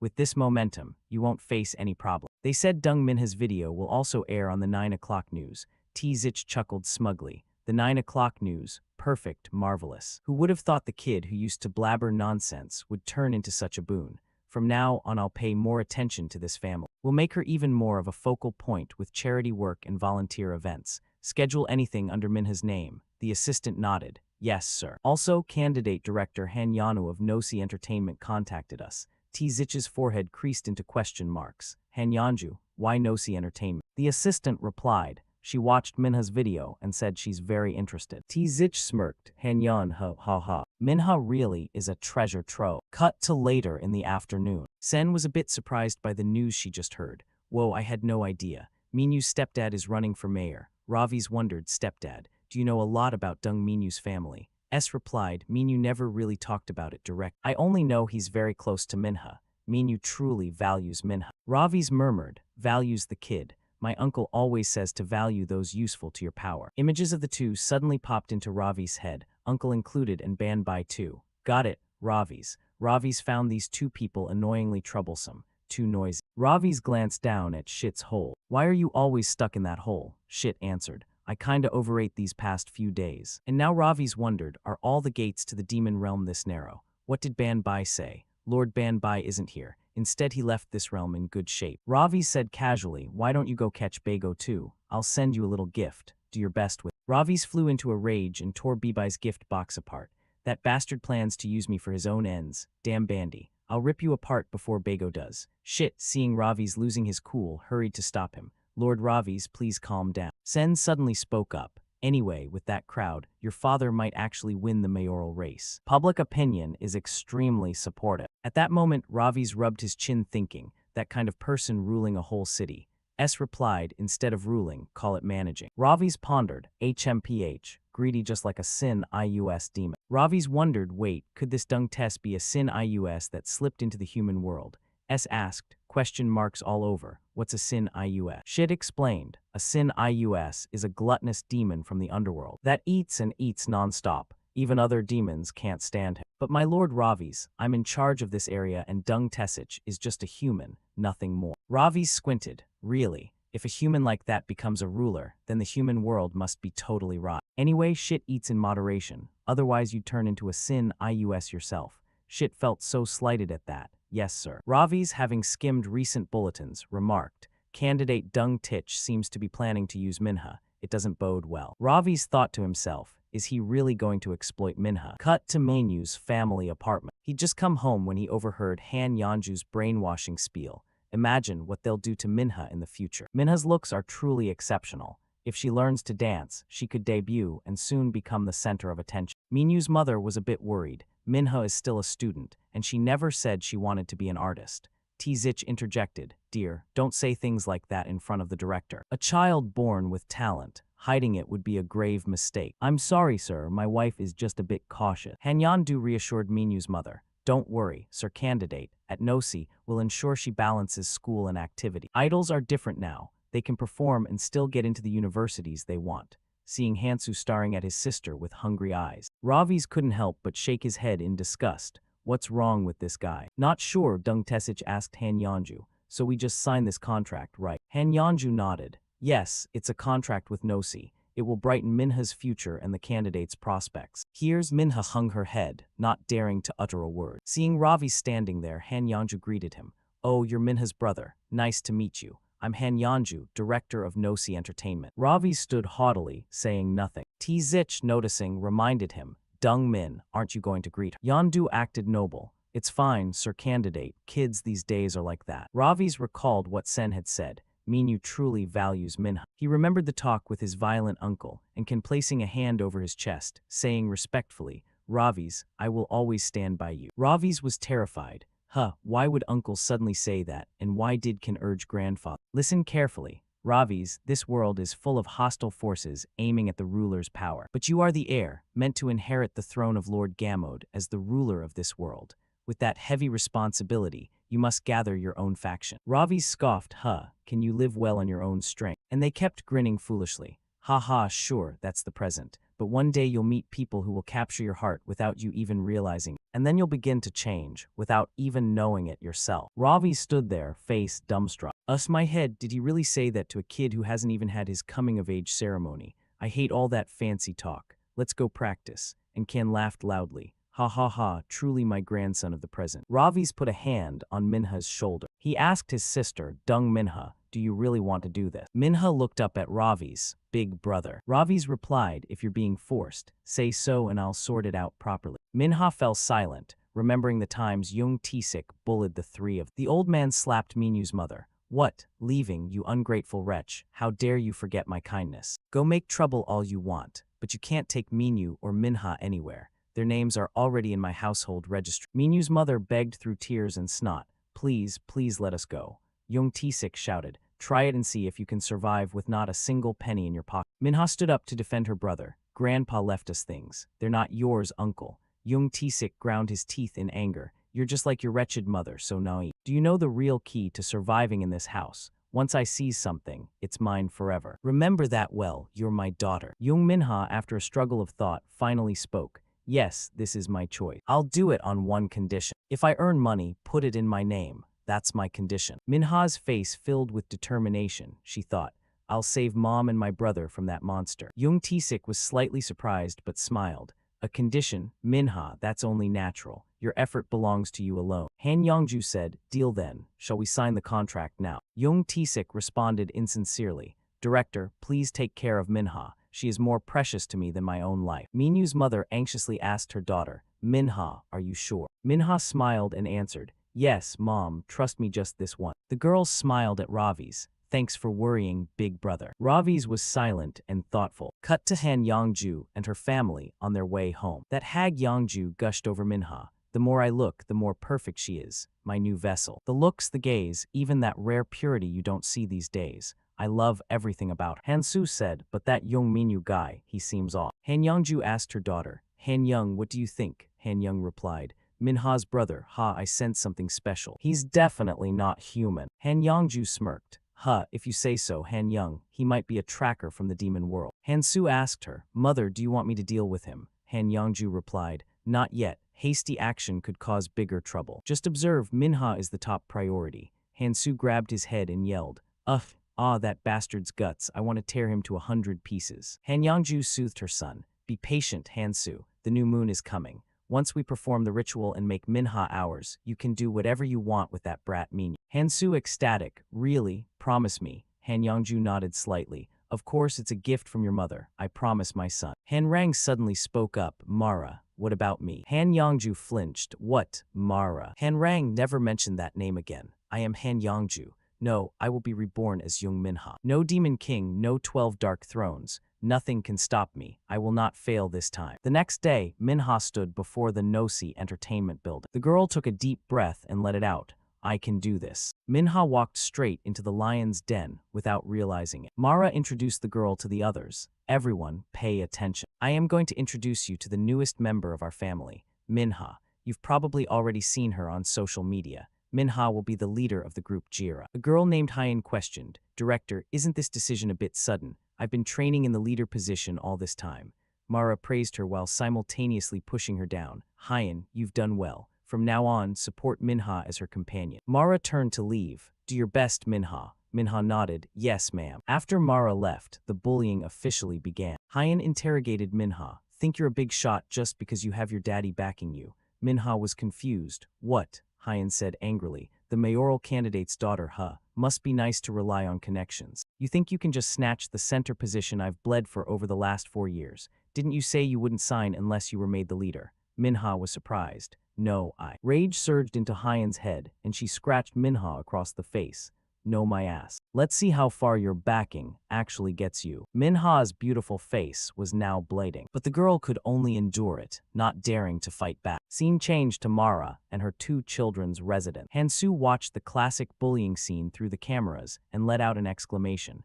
That's amazing. Mother is going to go crazy over this. Hansu pointed, Mother, look at this. Mara was puzzled. What is it? Hansu recounted what had happened. Hyen scratched Minha's face. Look at the blood. Mara gritted her teeth in rage. That insect. She's worse than trash. How dare she leave a scar on my precious vessel? That evening at the park, Ravi's group was discussing the news. So Minha is debuting. This is huge, Street said. Nosi is really famous, right? That kid could rule the human world if she does well. Sion remarked, Street seems to know a lot. Street tilted her nose up and laughed. Ha ha, I've lived in the human world for 200 years. Didn't you know? Ravi's folded his arms and said, if it's the kid's wish, it's none of my business. But that chairwoman and her children, they make me feel uneasy. They have no demon energy, yet they didn't flinch before my aura. It's possible there are demons hiding in the human world. Street spoke up. Demons who have lived here for a long time can hide their energy easily. It's better to be careful. But Lord Ravi's, stop shooting those fiery glares from Minu's body. Sion agreed, exactly Minu. No one likes that bloodthirsty look of yours. Ravi's folded his arms. Regardless, they are suspicious. Even without demon energy in my body, I will never let another demon slip past. Sion teased him, right. You couldn't even find Bauer yet. Ravi's blood boiled. He pointed at Sion and ordered Street, drag this brat to the demon realm immediately. I'm throwing him into a hellish training camp. Street cheered, yes, sir. Sion cried out, Og, stop threatening me. I know perfectly well that not just anyone can go down to the demon realm. Ravi's gritted his teeth, thinking, I don't even know how to use the demon bloodstone properly yet, and now even a dog looks down on me. Ravi's asked his subordinate, Street, have you found a way to restore the power of the demon bloodstone yet? Street nodded. Yes, as you requested, I have found a way for you to regain your strength, Lord Ravi's. Ravi's folded his arms and commanded, good, I will take back my power. You go scout Han Yongju and those twins. As for number 1 slave over here, you're coming with me. Street obeyed, yes, sir. Sion stood there stunned. Am I number 1 slave? Scene changed to Hyen. The girl was walking and crying. Sob, this can't be happening. My 4 years of preparation were all for nothing. Suddenly, Hyen heard the sharp clang of metal hitting the ground. The girl spun around with a start. Who's there? Han Young stood there, cold and silent, holding 2 blades. Hyen stammered, her voice trembling. Sis, what's wrong? Did I do something to offend you? Please, let's just talk. If this is about Minha, I'm sorry. I just lost my temper for a moment. Han Young didn't say a word. She swung her blade in a single flash, severing Hyen's head and sending her straight to the afterlife. Only after Hyen was dead did Han Young speak up. Why did you slap her face? My mother hates that more than anything. Many years ago, a pregnant woman named Han Yongju was walking down the street with her husband. The husband said, Yongju, it's late. Why are you still out? You're making me a bit worried. Yongju replied, Father bought chicken for the 2 little ones and is on his way back, so I couldn't just sit still at home and wait. Her husband marveled. Oh, you're so adorable. Are you sure this is really what the kids want? Or is it my dear wife who has the cravings? The couple joked and chatted, completely unaware that they were being stalked by a demon named Mara. The creature slowly crawled out from a sewer, flicking its tongue greedily as it stared at Yongju's body. Back at their apartments, while Yongju was sleeping, she felt as though she were experiencing sleep paralysis. But when she opened her eyes, she was struck with terror. The demon Mara was wearing a grotesque smile, staring at the woman's beautiful face. Ha ha, I really like this vessel. Yongju screamed, Who are you? Mara, whose body was like a viscous sludge, began the process of possessing her. Shut your mouth. I am going to crush all of you humans. Don't worry about the children. I will raise them very carefully. But as you can see, I am also in need of a child. Yangju's eyes filled with tears. No, not my children. With that, Mara slipped into Yangju's body, taking complete control of her. At that moment, her husband woke up and asked, "What was that noise, honey?" He blinked in surprise. "Oh, honey." Fast as lightning, Mara grabbed the husband by the throat and hauled him out toward the balcony. The husband struggled. "Honey, what are you doing?" Mara replied with pure contempt. "You're actually a husband. You look so pathetic. How could I ever live with a creature like this?" The husband said shakily, "You, who the hell are you?" Mara let go of her grip. "Why do you care?" The husband plummeted from the 36th floor, his voice screaming his wife's name until the end. "No, Yangju." With a sickening thud, the husband's body turned into a mess of broken remains. Mara cradled her pregnant belly, wearing a demonic smile. "Ha ha, this body belongs to me now." Scene changed to the delivery room. Mara was thrashing violently, ignoring the doctor's pleas. "Please try to stay calm, ma'am." The nurses added, "What are you doing? Someone hold her down." Mara continued to scream curses. "Ah, this hurts like death. What are you all waiting for? Get these filthy things out of me right now. Get them out before I kill every single one of you." Ah, this is all that bitch Ineas's fault. Ineas was Ravi's mother and the consort of the demon king Gamu. After the twins, Hansu and Han-young, were born, the nurses couldn't help but marvel, though their faces were etched with horror. What is going on with these children? This is impossible. It's like they're literally radiating demonic energy. Scene changed to Mara's apartment. She was struggling with postpartum weight. "My body feels so sluggish. It must be because I just gave birth. Look at this hideous belly fat. I wonder when it will finally disappear." Hansu reached out his hands, crying for his mother. Mara looked at him with blatant boredom. "Look, if you've taken my mana, you'd better pay me back soon. How long do you plan on being this useless? Hurry up and grow so you can protect me until I find a vessel that can fully contain my vengeful soul." Scene changed to a bar where some women were gossiping. "I know she's in shock because her husband committed suicide, but don't you think this is a bit much?" Her black-haired friend said, "Consolation has its limits, you know. She's no longer the Yangju we used to know." The blonde girl wondered, "What about the kids?" The black-haired friend replied, "She doesn't even let anyone see them. I heard she's hardly ever at home anymore." The blonde girl sighed. She was so happy when she finally got pregnant after all that struggle. And yet, Mara in Yangju's body was flirting with a man. "You said you work for a TV station. Then you must know many beautiful and handsome children, right?" Mara blew out a puff of smoke, sending the handsome man into a deep slumber. "Oh, what's happening?" Now that she had her prey, Mara wore a twisted smile. "Ineas, there is no shortage of young and beautiful things, even in this living hell. I will turn each and every one of them into mine, and one day, I will kill you with my own hands." Scene changed to the present. Mara was shedding crocodile tears. Inspector Hilt was a girl destined to be the center of our upcoming debut group. She was talented and more highly anticipated than anyone. Detective Seong-jun wondered, did the victim have any conflicts with colleagues, or perhaps she was being stalked? Han Yongju cleared her throat. "Well, about that, cough cough." Detective Seong-jun looked puzzled. "What's wrong? Are you all right, Madam Chairwoman?" Han Yongju began to retch. I don't bless." Hansu spoke up. "Detective, I think it's best if we stop here for today. The chairwoman cared for that girl like her own daughter." Han Young added, "Why don't you go and interview the other trainees first?" Detective Seong-jun nodded. "Ah, yes, I understand. We'll take our leave then." The female inspector followed. "Right." Seong-jun didn't forget to shoot a suspicious side glance at Yongju and her children as he left. Once the two investigators were gone, Han Yongju began to vomit up everything in her stomach. Looking at the mess of maggots and filth on the floor, Yongju couldn't contain her rage.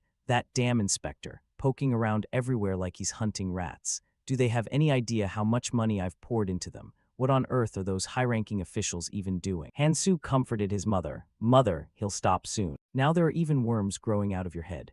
Han Yongju gnashed her teeth. "My body is rotting again. I'm dying of impatience. How did that hilt brat dare to leave a scar on my vessel?" Hansu embraced her. "Mother, are you worried? I'll have Young Minha's body ready for you soon, so don't be too stressed, all right?" Han Yongju stared with wide eyes. "That's right, Hansu. Get started immediately." Scene changed to the practice room. Hansu was intimidating the female trainees. "I'm sure you've all heard the news about Hein. Some bastard, or perhaps some bitch, did this.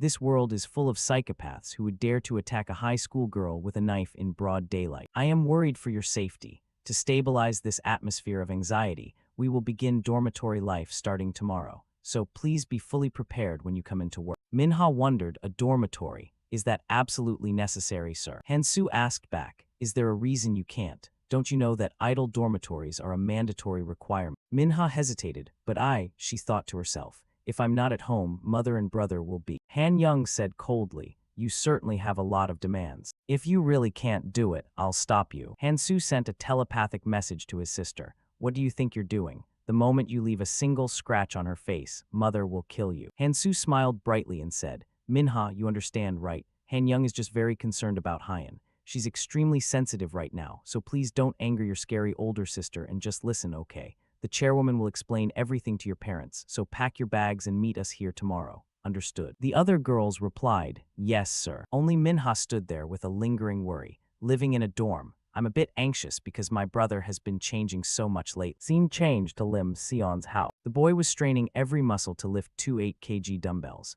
Ravi's lifted a 30 kg dumbbell with one hand effortlessly.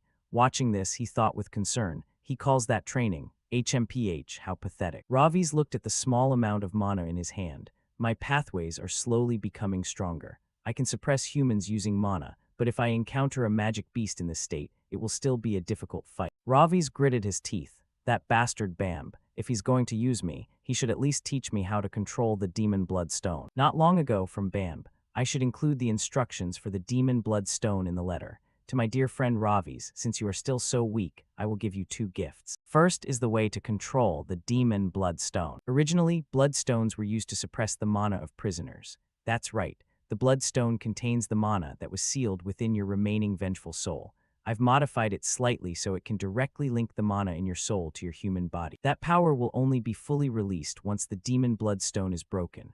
Writing this, Bamb laughed like a madman.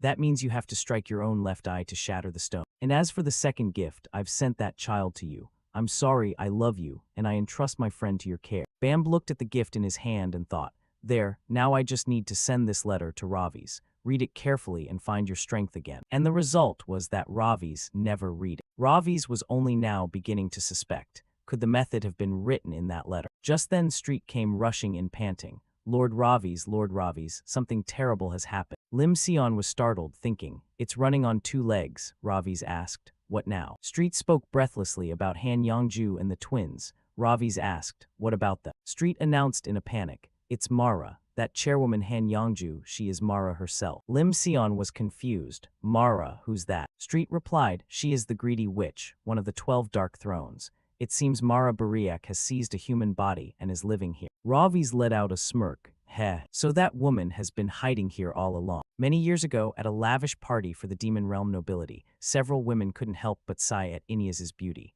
Madam Ineas, you truly are the most beautiful goddess in the demon realm.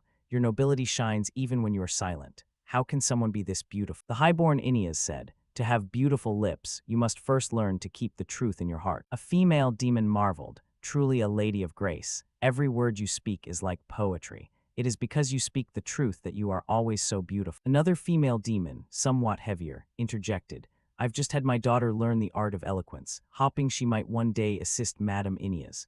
I want to teach her that words can be as sharp as a blade, just like one's character. Ineas reached out her hand and said with a smile, I see, then I shall grant the young lady a blessing, the blessing of the silver tongue. The girls cheered with joy. Oh, thank you so much, Madam Ineas. Mara watched this display of flattery with envy, truly ridiculous. A female demon nearby said, Madam Belak, you look quite magnificent as well. Mara bit a worm in half and wore a cunning smile. Thank you, I shall grant your daughter a blessing as well. May she sink into a sea of desire and die in utter agony. The girl was completely traumatized by those words. Mara gritted her teeth in anger. Just you wait. I won't let this go. In the present, Street stared blankly at Ravi's. Is Madam Mara Belak furious with Madam Ineas? Ravi's nodded. According to my mother, she's been like that since she was a child. Naturally, my mother couldn't care less. As soon as she was promoted to the 12 Dark Thrones, she was caught stealing from the Well of Demon Souls. So she fled to the human world and turned it into a living hell. Lim Sion adjusted his glasses, puzzled.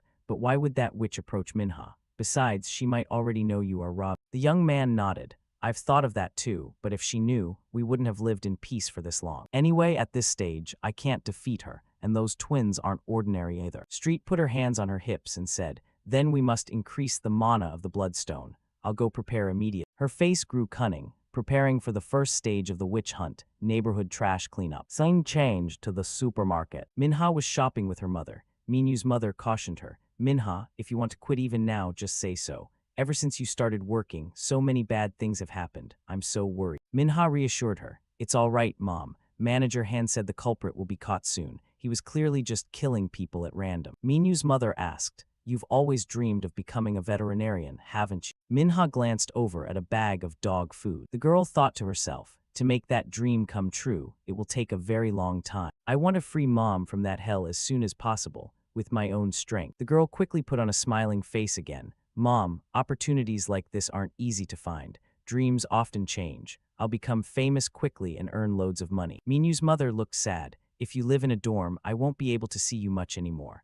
Minha continued to reassure her, don't worry about me or that man. Once the election is over, everything will settle down. Minyu's mother bit her lip. I'm sorry, Minha. You wouldn't have lost your motivation if I hadn't remarried. Minha placed a hand on her shoulder. Don't say that, Mom. You're still young, and it's been hard raising both me and my brother. Dad's death wasn't your fault. And before you two got married, he treated us quite well. Mom, we were just tricked. Her mother looked up at her daughter. Minha's face was full of determination. Mom, just wait a little longer. I will study and work very hard. Scene changed to the amusement park, seeing the humans playing so happily. Ravi's wiped the corner of his mouth. Pathetic humans. What is there to be afraid of in that? Lim Sion wondered, Minyu, you're a demon, but you vomit so cleanly. Young Minyu's face flushed red with embarrassment. I'm only nauseous because I ate something spoiled.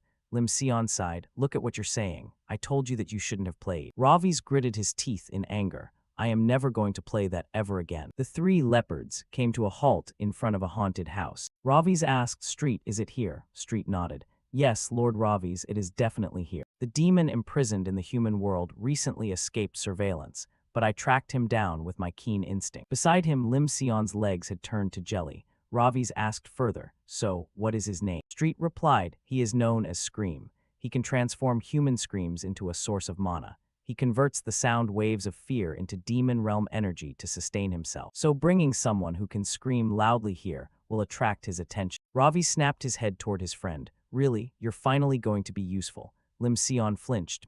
I'm a man, I don't know the meaning of fear. I haven't screamed once since I was a kid. Ravi's dragged his friend inside anyway as Sion cried out helplessly. Wait, stop. Street waved them off. I'll keep watch at the exit. Be careful, you two. Inside the haunted house, Ravi's looked at the lifeless, undead props and wondered. Why are humans afraid of these things? They're just for decoration. Lim Sion clung tightly to Ravi's arm. Maybe it's like she said, I feel strange, something is here. Ravi sighed and said to his friend, that is exactly what we came to catch. Stop trembling. Suddenly, a zombie head dropped down. Both of them were terrified out of their wits and screamed like little girls. After calming down just a little bit, Lim Sion asked his friend, did you just curse? Were you startled too? Ravi's quickly made an excuse. Shut up, I was just pretending to see how the enemy would react. Ravi's turned the question back on him. That was your first scream, wasn't it? Lim Sion replied sheepishly. Well, I guess so. Are you sure this is the fastest way? Ravi's answered. Every time the bloodstone reacts to wicked humans, a bit of its power is released, and if the bloodstone can absorb mana from demons, it will become even stronger.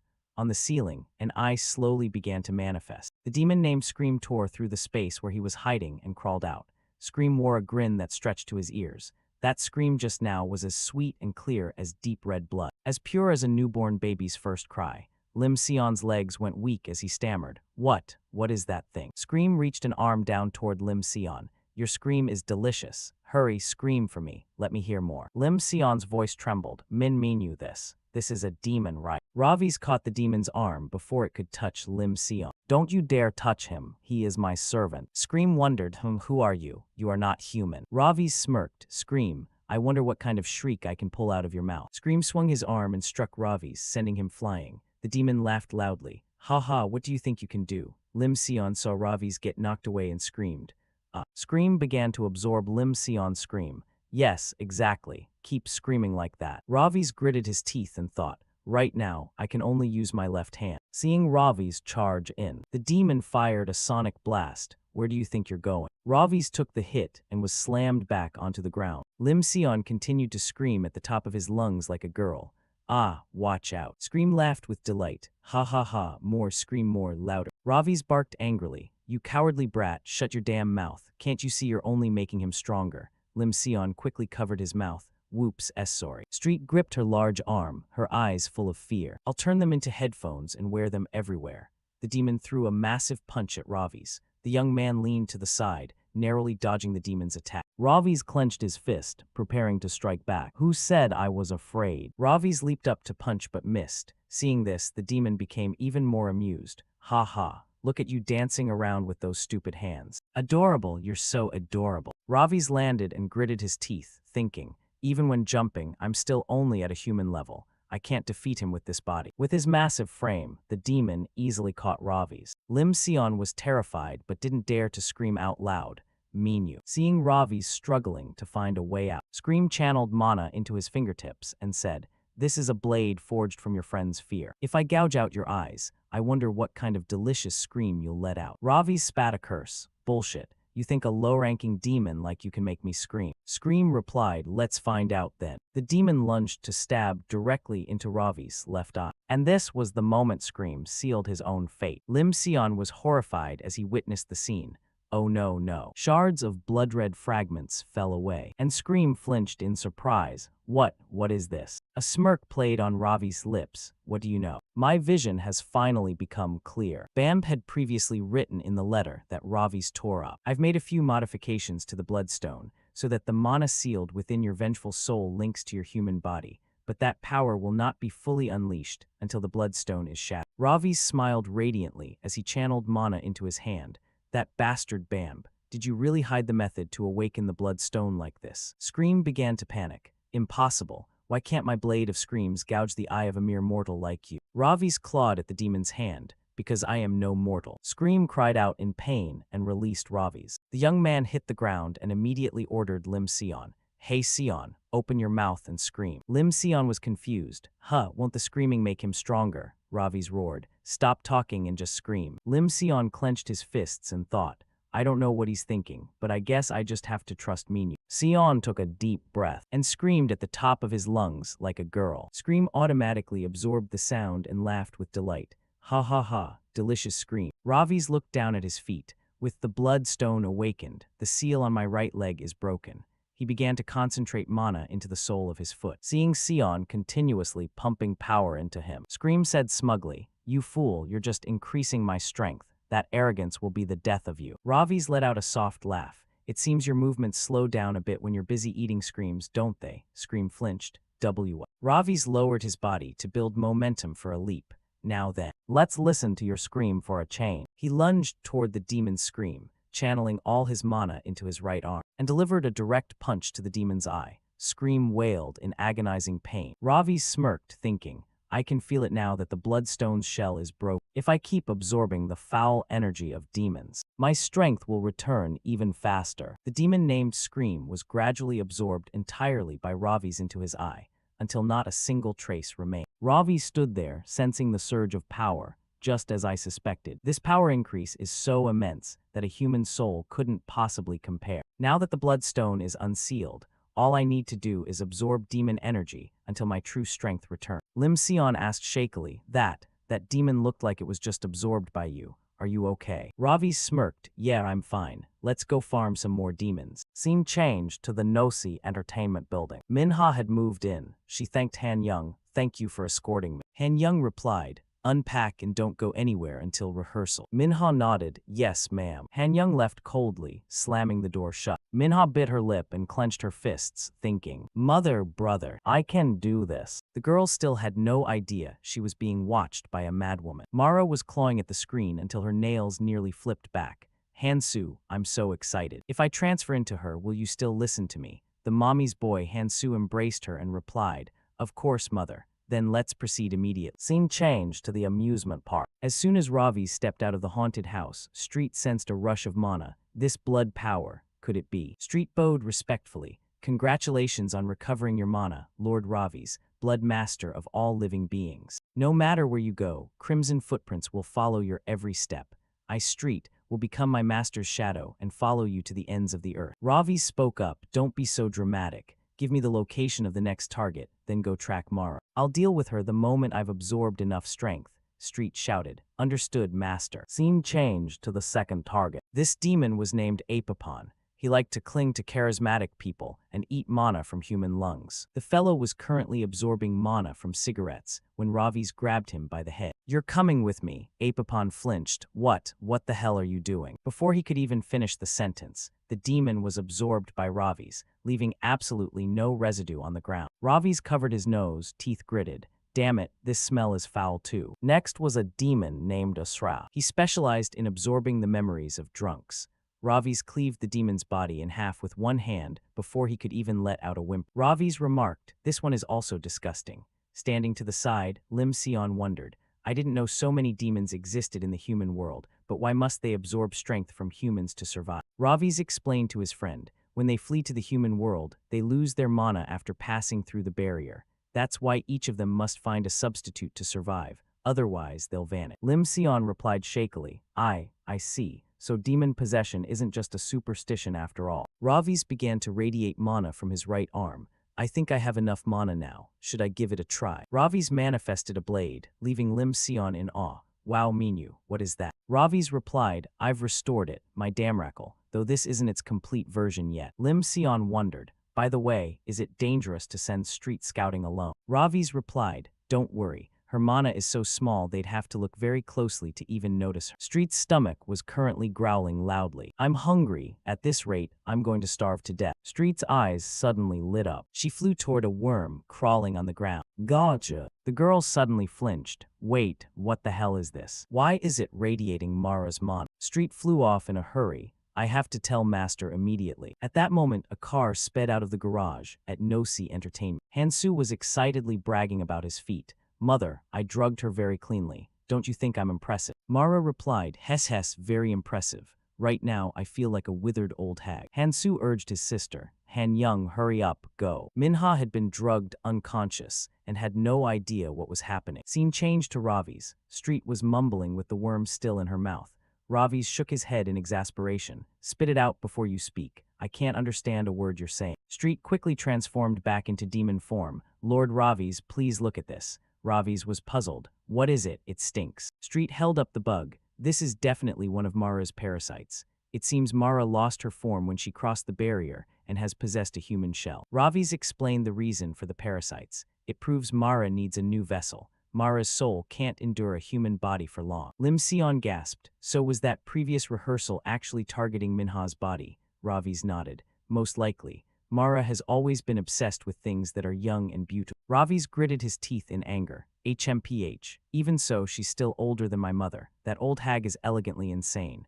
Lim Sion wondered, "So how old is your mother?" Ravi's replied arrogantly, "By human standards, she's about 6,375 years old." Lim Sion flinched. "What, then, how old are you?" Ravi stared blankly. "How old am I exactly? When I was little, my uncle let me observe the human world once. At that time, humans were building something." And Barca had laughed heartily. "Ha ha ha, do you see? This is the temple humans built to worship me. I am an entity that low-level gods like you can never hope to match. Understand, nephew?" Ravi's had snapped. "HMPH, what's there to be proud of?" Bam adjusted his glasses and said, "Lord Barca, according to my knowledge, those things humans are building aren't for you. They are for the followers who worship the gods of the celestial realm." Barca jumped up. "What? Why would they worship a loser I defeated?" Bamb replied, "How should I know?" Barca pulled both nephews close, laughing loudly to hide his embarrassment. "Ha ha, regardless, I beat him, so it belongs to me now. Ha ha." Lim Sion was now staring at the old man Ravi's.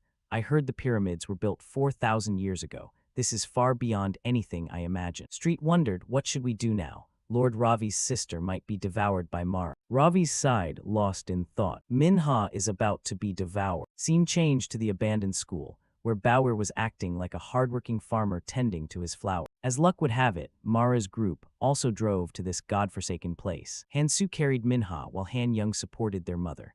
Mara began to recount her life story. "On the night of the crescent moon, the night I was born, there wasn't a single star in the sky." Han Young asked her, "Mother, is this the right place?" Mara nodded, "Yes. A place hidden from the eyes of the celestial realm, the demon realm, and the human world." Mara suddenly stopped. What is this?" She stood staring blankly at Bauer and his garden. Bauer was equally shocked that someone had found this place. "Who are you to dare set foot here?" Mara glared and said, I am Mara Buriek, and this is my territory." Bauer flinched. "What, Mara?" The man sneered. "Ha, you used to be one of the black seats, didn't you? Now you're just a fugitive who can't even use magic properly anymore. Am I right? This place is mine now, so beat it. Hansu kicked a few clumps of fertilizer on the ground and asked, "What's this?" Bago quickly cut him off. "Hey, watch your step." Mara let out a heavy sigh. "Fine, I'm just a nobody now. I've sacrificed far too much just to maintain this identity. That's why I came prepared. My children will be the ones to protect me."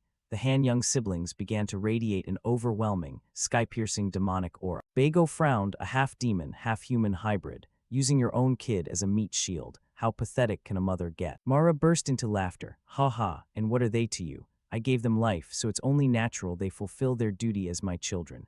Now, take your stinking pile of trash and get lost." Bago gritted his teeth in a fit of rage. "Trash, you say?" He charged forward like a madman, yelling, "Why does no one recognize the value of my sacred flowers?" Han Young leaped out to intercept Bago, driving a knee straight into his chin. Mara smiled triumphantly. "Ha ha, well done, my son." Mara recalled the time she nursed them. "Damn it, what a waste of soul spring water. Do you have any idea how much I suffered to steal that?" I said swallow it. Seriously, Mother of the Year right here. Such an Asian parent. Mara thought to herself, Soul Spring Water, a spring located in Jenahim, the deepest valley in the demon realm. A place filled with the tears of the gods who created the world.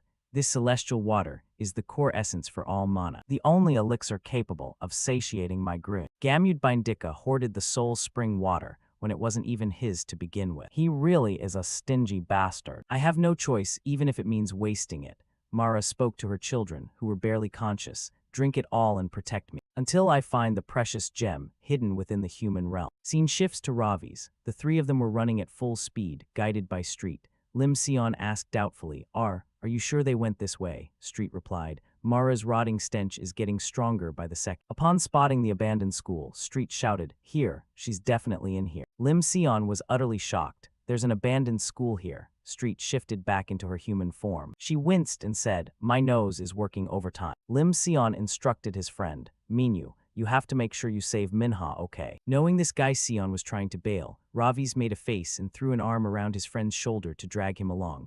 "All right, let's go." Lim Sion panicked. Me too. I'll just be a burden." Ravi stared him down and said, "A burden? Not at all. You'll make a high-quality meat shield." Lim Sion was horrified. What? A meat shield." Street was also planning her escape. "Lord Ravi's, I shall pray for your victory over Mara. Good luck." Ravi's turned and glared at Street. "You're coming too. We need to balance the numbers." Street was terrified. Why? Why do I have to deal with this shit too? She started to regret choosing the wrong side. Are fame and fortune really worth it? I really should have stayed under Lord Ban. Inside the building, Manhwa had been placed in the center of a magic circle. Mara said with a grin, "Excellent, hee. Now it's almost finished." Bago was on his knees, begging, Lady Mara of Greed, please spare me. You'll definitely need me if you plan on living in the human realm." Hansu, who was holding Bago down, spoke up. "Mom, let me keep him. I've had some annoying chores lately. We can make him do the housework."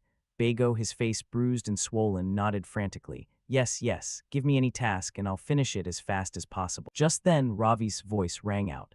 "I guess scum really does have a way of finding each other. A coward who betrayed his entire clan, a thief on the run fueled by greed, and that pair of hybrid twins. The four of you make quite the rogue squad." Mara was startled. "You are?" Hansu let out an "Oh. It's Minha's older brother." Lim Sion looked around and asked Ravi's, Are these all corpses? This is beyond insane." Ravi's looked at the red-haired fertilizer and gritted his teeth. "I was wondering where he'd crawled off to. Turns out he was here. See that? Shut up, Sion. If I hadn't saved you, that would have been your end. So from now on, you better do as you're told. Got it?" Lim Sion thought tremblingly, "How disgusting and terrifying. This really is a world of demons." Bago gnashed his teeth. You're the one who ruined my plan." Mara narrowed her eyes slightly. "I knew he wasn't an ordinary human." Hansu said smugly, "See, I told you I have a good eye for people. Mom, do you know who he is?" Lim Sion blurted out before he could think. "I'll just introduce him flat out so everyone knows. This is Lord Ravi's Bindika, the one and only crown prince of Demon King Gamud. He was exiled to the human realm for slaughtering the entire Hilt clan." Mara gritted her teeth in anger. "What? Ravi's Bindika, you're Ineas's criminal son." Bago shouted in fury. "Ravi's Bindika, you're the dog who murdered my whole family." An idea suddenly struck Bago. "Wait, this is my chance." Right now, he's not that bloodthirsty butcher, just a prisoner trapped in a mortal body. I can avenge my clan with these very hands. Mara hissed every word. Inya's that interfering bitch. That slut even sent her son to the human realm to meddle in my life. Street looked ready for battle, while Ravi's remained calm, thinking, I can't fight all three at once with my current strength. That Bago guy might stab me in the back at any moment. How should I handle him? Ravi spoke up. Hey Bago, get lost. Bago screamed at the top of his lungs. You still think you're in the demon realm? I'll kill you myself the moment. Before Bago could finish his sentence, Ravi's barked a command. Shut your damn mouth and get out of here if you don't want to die. Bago, who had been acting tough just moments ago, cowered before Ravi's terrifying aura. The young man continued calmly. Tell the demons in the human realm that I, Ravi's Bindika, have descended as the Blood Lord. Tell them to stay in their place if they don't want to be hunted down and killed by me. Bago was paralyzed with fear. What? You can use mana in a human body. How? How is that possible? Bago turned tail and ran. D-damn it. He threw himself out of a high-story window and vanished into the night. After brushing Bago aside, Ravi's turned back to Mara and provoked her. Hey, you old hag, if you want to look younger, try experiencing some bone-deep pain yourself, instead of running around stealing other people's bodies. Mara flew into a rage upon hearing that. Old hag, you arrogant brat, how dare you speak to a senior in that tone? She was so angry she began coughing up blood everywhere. Hansu rushed to support her. Mom, don't overexert yourself. Mara wiped the blood away with her hand. Fine. I was quite curious about the child Inya's cherished like a treasure. She flashed a devious smile. I wonder what her face will look like when she sees her son torn apart by the children of the woman she always loathed. Ravi's matched her with an eerie smile of his own. I'm curious too. I wonder what the expression of an old woman who spent her life consumed by jealousy will be when her children are killed by the son of the woman she always loathed. Mara commanded her two children, Hansu, Hanyang. Which of you will go first to bring me that brat's tongue? Hansu conjured a spiked flail on a chain and said confidently, Me, obviously. Mom, just wait a moment. Hanyang remained stone-faced, not saying a word. She had already manifested two massive blades in her hand. Hansu swung his flail and charged. Get back, Hanyang. My Venorin is more than enough to shut this brat up. Hansu hurled the spiked flail toward Ravi's group. The three of them dodged just in time. Lim Sion screamed, seriously. Hanyang took the opening to engage Ravi's in close combat. Move, Hansu. Hansu shouted, Hey sis, you're in the way. Hanyang barked back, shut up and provide backup from the rear. Ravi's thought as he parried the blades, they have zero teamwork. I can exploit that. Ravi's began to taunt them. At this rate, are you sure one of you will be able to kill me before dawn? Hansu said angrily, Watch it, I almost hit them. Ravi's continued his analysis. They're blocking each other's attacks. That mommy's boy is overconfident, while this cold-faced girl is excessively cautious. This perfect duo is falling apart. Ravi struck hard, deflecting Han Young's blade toward Han Su's flail, causing the guy to explode in anger. Damn it, again. While Han Young was distracted, Ravi seized the moment and slashed her across the abdomen. Seeing the wound wasn't deep, Ravi's thought to himself, even for hybrids, they're strong. What the hell did Mara do to them? Hansu saw an opening and swung his flail directly at Ravi's. Serves you right, Han Young, this kid is mine. The flail grazed him, leaving a gash on Ravi's similar to the one he gave Han Young. She wasn't about to be outdone. Gripping her twin blades tightly, she lunged forward. I'll be the one to take his head. Han Young swung her blades, landing two more slashes on Ravi's body. She suddenly flinched. What? He dodged my vital strike. Hansu came running back with his flail. Ravi's, make sure you don't get killed by her. You have to die by my hand. Ravi's dodged the spiked flail, only to have to use his blade again to block Han Young's follow-up attack. The girl gritted her teeth and pressed her blade down. Just die. Ravi's quickly backed away, thinking, I don't have enough mana to take them both on. This plan is a bit cheap, but I'll try to provoke them. Ravi spoke up. Hey, your sister is way stronger than you. Hansu lost it upon hearing that. What? Who's stronger than who? I knew how to swing a sword before she was even born. I'm gonna kill you, seeing that the guy had completely lost his cool. Ravi's was surprised at how well the taunt worked. It actually worked. Seeing Hansu rush past her, Hanyang shouted in anger, You idiot, what the hell are you thinking? Why are you charging in like a moron? Hansu yelled back, Shut up. I'm going to be the first one to bring his corpse to Mom. Ravi's thought, good, his attacks are getting more reckless. That also means he's just entered my striking range. Over on Street's side, she was clashing with the old hag Mara. Street said, Mara of the 12 Black Seats was once someone I respected. To think you've become so twisted and unable to control your own greed, I'm truly disappointed. Mara was livid. How dare you call me twisted, you lowly beast. She extended her arm like a blade, drawing a bit of blood with a shallow stab. Street gritted her teeth and thought, now Sion. The boy in glasses ran toward the magic circle, pushing against the barrier with all his might, but it didn't budge. To make matters worse, the barrier nearly burned his hands. It's so hot.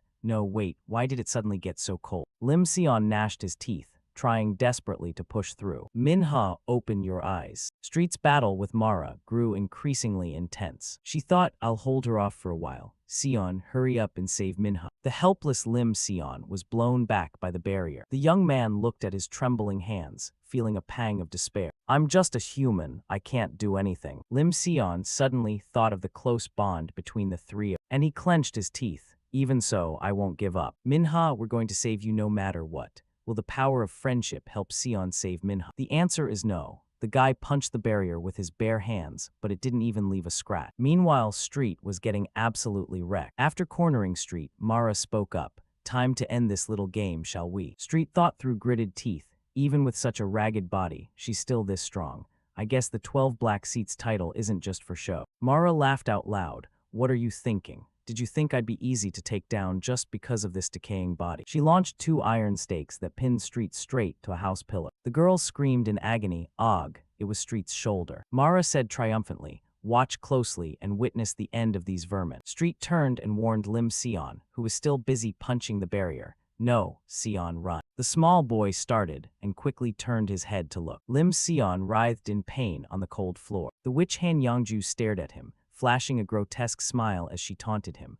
I'll use you as nutrients along with that little girl, so just wait right there. As he struggled to move, he thought in a panic, my body, it won't move. At that moment, she began casting a spell on Young Minha's body, saying excitedly, I've wasted far too much time on these brats. Then she screamed out in satisfaction, I swear upon the blade that can split the soul. O moon of the oath, I willingly renounce this rotting flesh. Let the flames of greed incinerate my bloodline and open a new path. Tear through the gates of the heart and remake this life. Right then her eyes suddenly flared with an ominous light as she roared, O darkness, heed my call. My oath is fulfilled. Seeing this, Young Minyu took notice and shouted in worry, no. Where did that blood-red blade come from? At the same time, his eyes turned unusually cold. Then the hand gripping his sword swung powerfully toward the group in front of him. A single strike from his blade, enough to drain a massive amount of their strength. At that moment, Han Young shouted to stop him. Stop right now. But Hansu stubbornly yelled back, no way, I have to be the first. Suddenly, his body was tightly bound by a coil of magical rope. Then an invisible force yanked him back with a violent pull. And before he knew it, his mouth was sealed shut with thick layers of tape. His body was dragged into a dark, unnoticed corner of the room. There Jin Yihe was quietly holding him captive,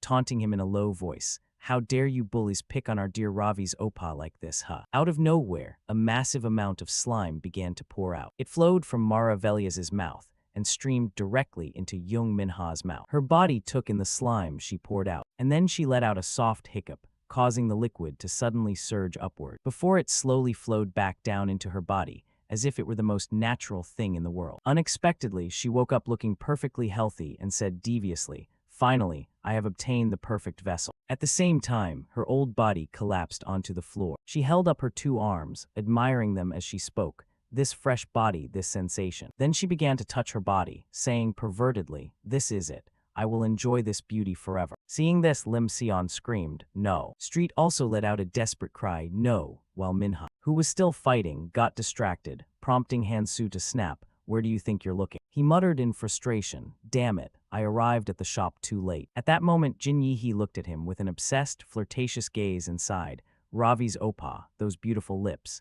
Even Opa's new appearance is so seductive. He then used his own arm to take the blow from the blade. She hid behind a wall, trying to snap herself out of it. Get it together. Belsha Opa is in danger right now. Suddenly, she became shy and worried. But if I step in, Ravi's Opa might see me. She shouted shyly, just imagining it is so embarrassing. Even so, I can't just stand here admiring him forever. What should I do? Hansu, lying there, was beyond shocked. And taking advantage of the moment, he tried to crawl his way out. Just then Han Young spotted him and asked worriedly, Hansu, who did this to you? At that exact moment, he quickly plotted, this is my chance. He then struck Hansu directly, making her scream, Mom, that idiot Hansu. Now Young Minha began to take notice of them. As strange slime suddenly appeared on her body, Han Yangju, hiding within that body, spoke up, Sue, what are you doing down there? Her arm quietly reached out to set him free, and immediately after, he yelled in frustration, "Where is that brat? Where did she come from so suddenly?" She replied slyly,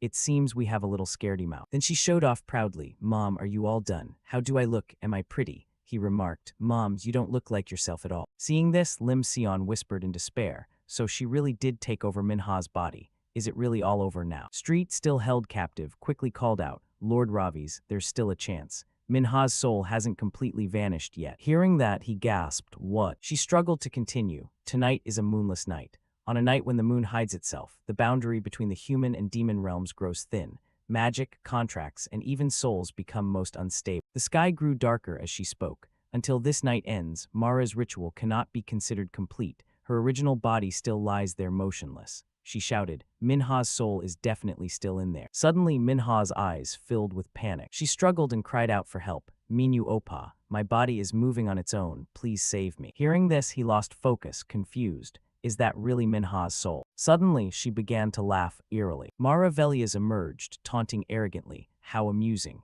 Well, my voice sounds exactly like the real Minha, doesn't it?" Infuriated, he barked, "You dare play games with me." She gave a cold command, "Hansu Hanyang, I'm tired of this. Kill them all now." Upon receiving the order, he charged forward like a madman, yelling excitedly, "Yes, mother, we'll really finish them off now.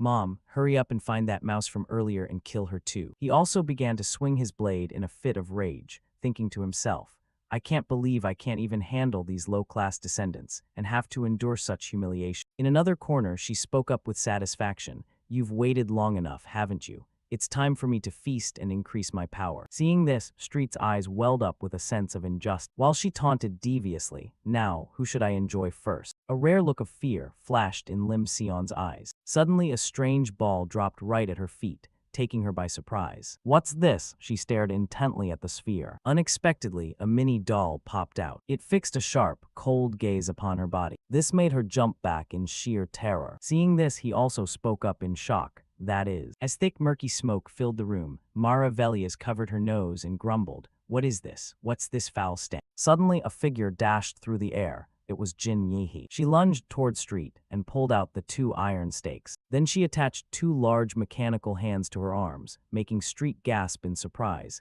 "That is." She quickly finished the task while Street was still in a daze. Then she turned away and gave a cold order, "Use this." Street asked hesitantly, "Are you Jin Yihe?" At that moment, Lim Sion was being held down by a stream of slime. She approached, pulling him up while whispering, "Human, use this to help him." He was so shocked he stammered, "You are." She vanished, leaving a gun floating in midair. Street admired the 2 hands, marveling, "This is a weapon reinforced with the power of the demon realm, isn't it? How did Jin Yihe get her hands on something like this?" He was equally shocked. "What is this? Why did Jin Yihe give this to me?" His hands fumbled with the gun she had just handed, when he suddenly let out a shout as a pink mist enveloped the room. His mind spiraled out of control, causing him to yell in pain, "My head feels so strange, and my heart is racing." Suddenly, his pupils constricted, his mind still trapped in a chaotic mess, his head spinning as if he could no longer breathe. Meanwhile, she was surrounded by the toxic gas, screaming defiantly, "Where did you get that pile of scrap metal?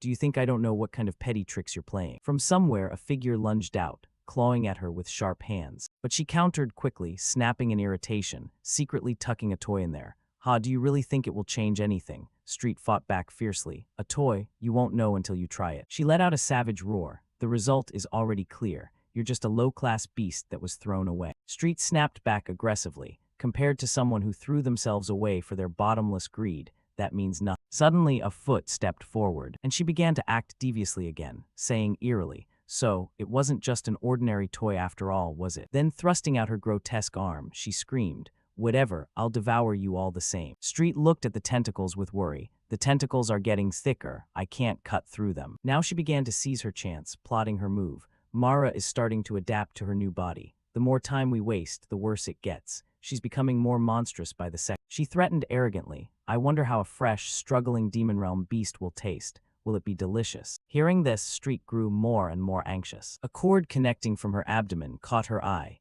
It was the umbilical cord connected to Yangju. As she was about to be backed into a corner, Street reached a conclusion. That's it. Minha is just an ordinary human. Seeing her original body lying there, she realized that she couldn't absorb all of Mara's power at once. Meanwhile, she was relentlessly attacking her. But Street managed to deduce in time. We have to cut the umbilical cord connecting her to Yangju's corpse somehow. I have to break that magic circle. In a corner, Lim Sion had regained his composure, calmly realizing that his breathing was steady. Holding the gun, he thought to himself, What am I supposed to do with this thing now? Suddenly, he noticed Mara Velias's body being protected by a magic circle. He quickly glanced over at her, watching her fight while wondering, the tentacles are connected to Yangju's corpse, aren't they? He was lost in thought. In that case, the transfer process into Manhwa isn't finished yet. That magic circle made him realize it was there to protect the original body until the transfer was fully complete. With that in mind, he grew even more determined. It's not too late if I can just destroy that magic circle. His eyes suddenly glowed with an unusual light. He froze in place when he discovered something. I can see the structure of the magic circle. Is it really just geometry after all? He reached into the air, touching something to calculate. Geometry is made of shapes, and shapes can be turned into formulas. A magic circle is nothing more than a structure calculated with numbers. As his hands moved, he reached a conclusion. This circle is maintaining the connection between Yangju's corpse and Manhwa.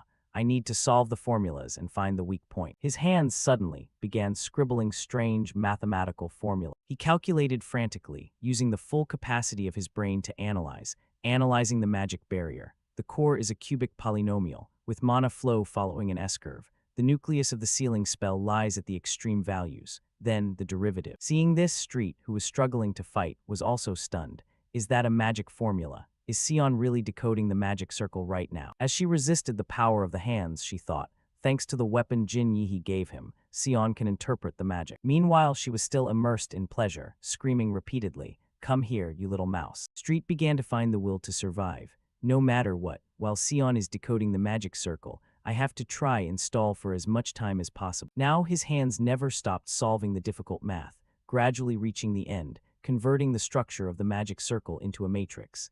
The main diagonal mana vector is a symmetric matrix. Then he smiled and said with satisfaction, if I find the eigenvalue, there will be only one single weak point. Then his eyes lit up, showing his excitement. Found it. Fx equals 0, its weakness is finally exposed. Finally, he boldly raised the gun and spoke. Magic circle, your minimum value is next. The bullet flew from the barrel as he cheered. This is your destruction. Immediately after, he was so happy that he jumped for joy. The immense power of the bullet pierced through the magic barrier.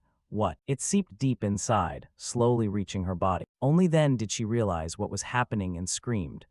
Lim Sion and the gun were blown far away. She cried out in despair, How could you break my magic circle? But he didn't care, still lost in his triumph. I did the math, the formula has been proven. He thought of the gun and reached a conclusion based on his calculations. Then he fell asleep mid-thought, the magic circle having collapsed, while she, on the contrary, was screaming frantically, how could these weaklings do this? My physical body hasn't been fully transferred yet. At that moment, a shout rang out from somewhere. Well done, Sion, I'll take care of the rest. It was Street's voice. She charged straight toward that body while she was yelling, Hey, what do you think you're doing? She didn't care and stepped directly on her umbilical cord, frantically tearing at the cord. She stood there, yelling in anger, How dare you try to rip me away? She had to endure a powerful attack from her. Her body was blown far back, and she walked toward her original body in frustration, saying loudly in despair, I can't let everything fall apart now. She touched her body and cried out in pain, My body, my noble body.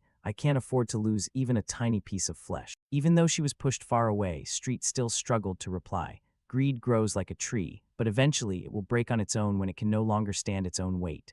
And when something breaks like that, filth will inevitably cling to it, layer upon layer. Hearing this, she grew even more infuriated, threatening loudly, What the hell are you talking about? You low-class beast, I'll chew you up until there's nothing left but bone. Street gave her a lecture in her exhaustion. Now, both this thing and your greed will burn together. Isn't that right? Lord Ravi's, before her eyes, the protagonist was now radiating an absolutely overwhelming presence. Han Young, despite being held upside down by her body, never stopped apologizing. Mom, I'm sorry, that thing. He absorbed the red smoke and suddenly became stronger. Meanwhile, Young Minha, witnessing the scene, widened her eyes in shock and thought, no way was that smoke just now the catalyst. Meanwhile, on the other side, Jin Yi watched slowly with eyes full of obsession, flashing back to an earlier moment where a woman held a massive syringe in her hand. According to her thoughts, that person who was once sealed in the demon realm, it It's a good thing I managed to get blood from Ravi's body. I plan to keep it forever, but there's no other way now. Ravi's Bamb said this. A special serum has been transplanted into your new body. If it can absorb blood from the original body, you will be able to regain a part of your true power. So, Ravi's, please accept my gift, and once again cause a stir just like in the old days. Right now, Jung Minu's eyes were wide and dark as he interrupted. It's been a long time since I've felt this refreshed. Meanwhile, Jung Minha suddenly became agitated and screamed in fury. You useless fools, can't the two of you handle one simple task like this? However, he showed no mercy and abruptly yanked Han Su's shirt with force, then proceeded to pull hard on the necklace around Han Young's neck, making her cry out. The two of them gritted their teeth at the demon, when suddenly both of them performed a synchronized and quickly broke free from Jung Minu's grasp. As soon as he got away, he went mad and charged toward him. Thanks, Mom. Now I'm really gonna kill him. She didn't hesitate either and immediately rushed at him from the other side while roaring, Die, die, just die. However, Jung Minu easily blocked both attacks with his bare hands. Then the possessed Jung Minha flew straight at him in a rage, her mouth not forgetting to utter mockingly, Ravi's Bindika, you bastard who calls yourself a demon prince, why are you risking your life for these lowly humans? She isn't even your biological sister. But Jung Minu didn't rush to answer and instead muttered, that sweet cake. Then his eyes glared sharply as he growled, it truly tasted delicious. Those words simultaneously caused her eyes to fly wide open in shock. What? On the contrary, he continued to bring up the story from the past, the cake that this body's younger sister fed me. It didn't taste like anything from this world. It tasted like the heavens. This caused him from the other side to feel irritated and interject mockingly. What the hell are you talking about? You're a demon. Why are you mentioning the heavens? But Jung Minu remained steadfast in his words and even asked, have you two ever fed each other cake? Han Su nearby immediately cut in with a rude tone. Are you crazy? If anything, we'd just throw it in each other's faces. His hands continued to attack fluidly, while his voice responded with complete indifference. Is that so? In just a short moment, he slashed her throat in a straight line. The wound was not shallow at all, deep enough to spray a stream of blood. Those drops of blood splattered onto Jung Minu's face and even his mouth. He didn't hesitate to use his tongue to clean it off, but as soon as he tasted it, his eyes suddenly went wide. Jung Minu's mind once again drifted back to the past, but this time it was Han Young's when she was still innocent.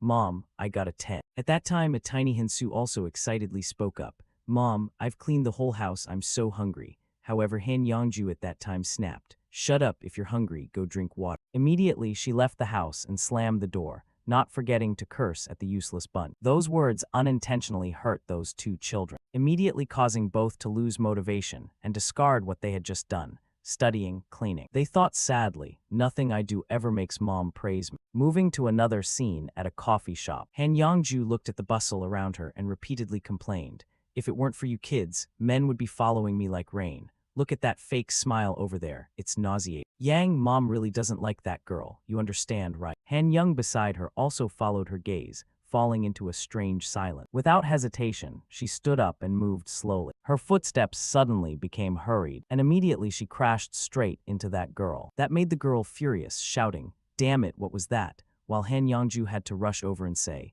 are you okay? She didn't stop cursing, damn it, how annoying. What about my clothes? Meanwhile, she pulled her away while apologizing. I'm so sorry, I'll buy you a new outfit to change into. Then they left the room as Han Yongju called out, come on, kids. She put her arms around both children and continued, what should we do now? Then a satisfied sneer suddenly pulled at her lip, and immediately she hugged Han Su beside her, exclaiming, our Yang is so kind, isn't she? So adorable. Did you see her face? Acting all virtuous, she deserved. That made her freeze up while secretly rejoicing. Finally, Mom praised me. Seeing that, Han Su became competitive and spoke up. Mom, let me do it next time, I can do it too. Hearing that, Han Yongju didn't stop him but added, okay, you try it next time. Meanwhile, Han Su stared at her satisfied face and secretly reasoned. If I hit the person Mom is jealous of, she will praise me. And that thought lasted until adulthood, as Han Su stood before the collapsed body of a woman.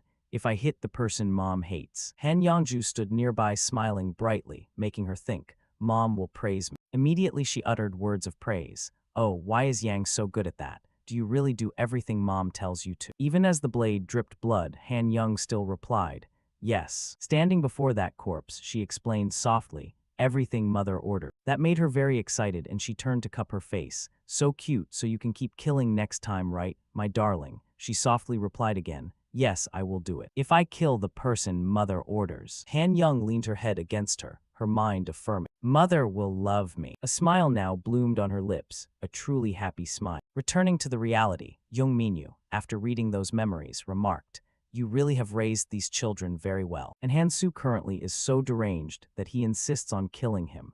Die like I told you, die. Even Han Young from the other side wanted that and screamed, I will kill him, I'll kill him first. Young Minha nearby saw that and roared in encouragement. That's right, kill him fast. Get that bastard out of my sight right now. Seeing that, Young Minyu swung his sword while reflecting. Seriously, the true nature of demons is so despicable. Even in a one-on-two, he still easily suppressed both of them. Then Young Minyu's eyes grew wide and savage. I admit you are a demon worthy and qualified enough to die by my hand. Noticing that expression made her think in shock. His eyes have changed. Her teeth instinctively gritted as she thought further, just like that beast of the battlefield back then. In her mind, she associated the image with Ravi's uncle, Barca. On the other side, Han Young had been severely wounded and screamed pathetically, "Damn it, my hand," while Hansu beside him didn't care and even mocked. "Idiot, you should have been more careful." Suddenly, Young Minyu rushed over and pointed out, "You're worried because he's your brother, right?" While she was still annoyed, he shouted from behind, blaming, "It's all your fault, Hansu, you piece of trash. You should have finished your mission properly." As for her, who was fighting him, hearing those words made her glare and turn. "What did you just say?" Han Young became even more deranged and uttered, "Kill him, kill this bastard right now, or I'll kill you first." This made Hansu freeze in disbelief. "You really?" Young Minyu took the opportunity of their bickering to swing his blade and leap up. "That's right, keep fighting, you idiots." At this point she realized, and her eyes widened in surprise. Yet without a single wasted movement, he quickly grabbed him. Simultaneously, he swung his sword, and Han Young was pushed by Han Su in front of the blade to take the attack. Immediately, he had to collapse and roar in agony. The piercing pain ran through her body, making Han Young unable to stand as she screamed. It hurt so much. That sensation made his body go numb, and he had to tilt his head back and shout, "Mom." Seeing that pathetic sight, Young Minyu cursed loudly, useless until the very end. "Su, leave that brat behind and come here and fight." She was still close to Young Minyu, and hearing her say that, she obeyed. "Yes, mother." Meanwhile, Han Young had collapsed to the ground, still screaming in resentment. "No, don't leave me." He used his last breath to plead, "Mom, mom." However, she didn't care about him at all and only focused on destroying Young Minyu.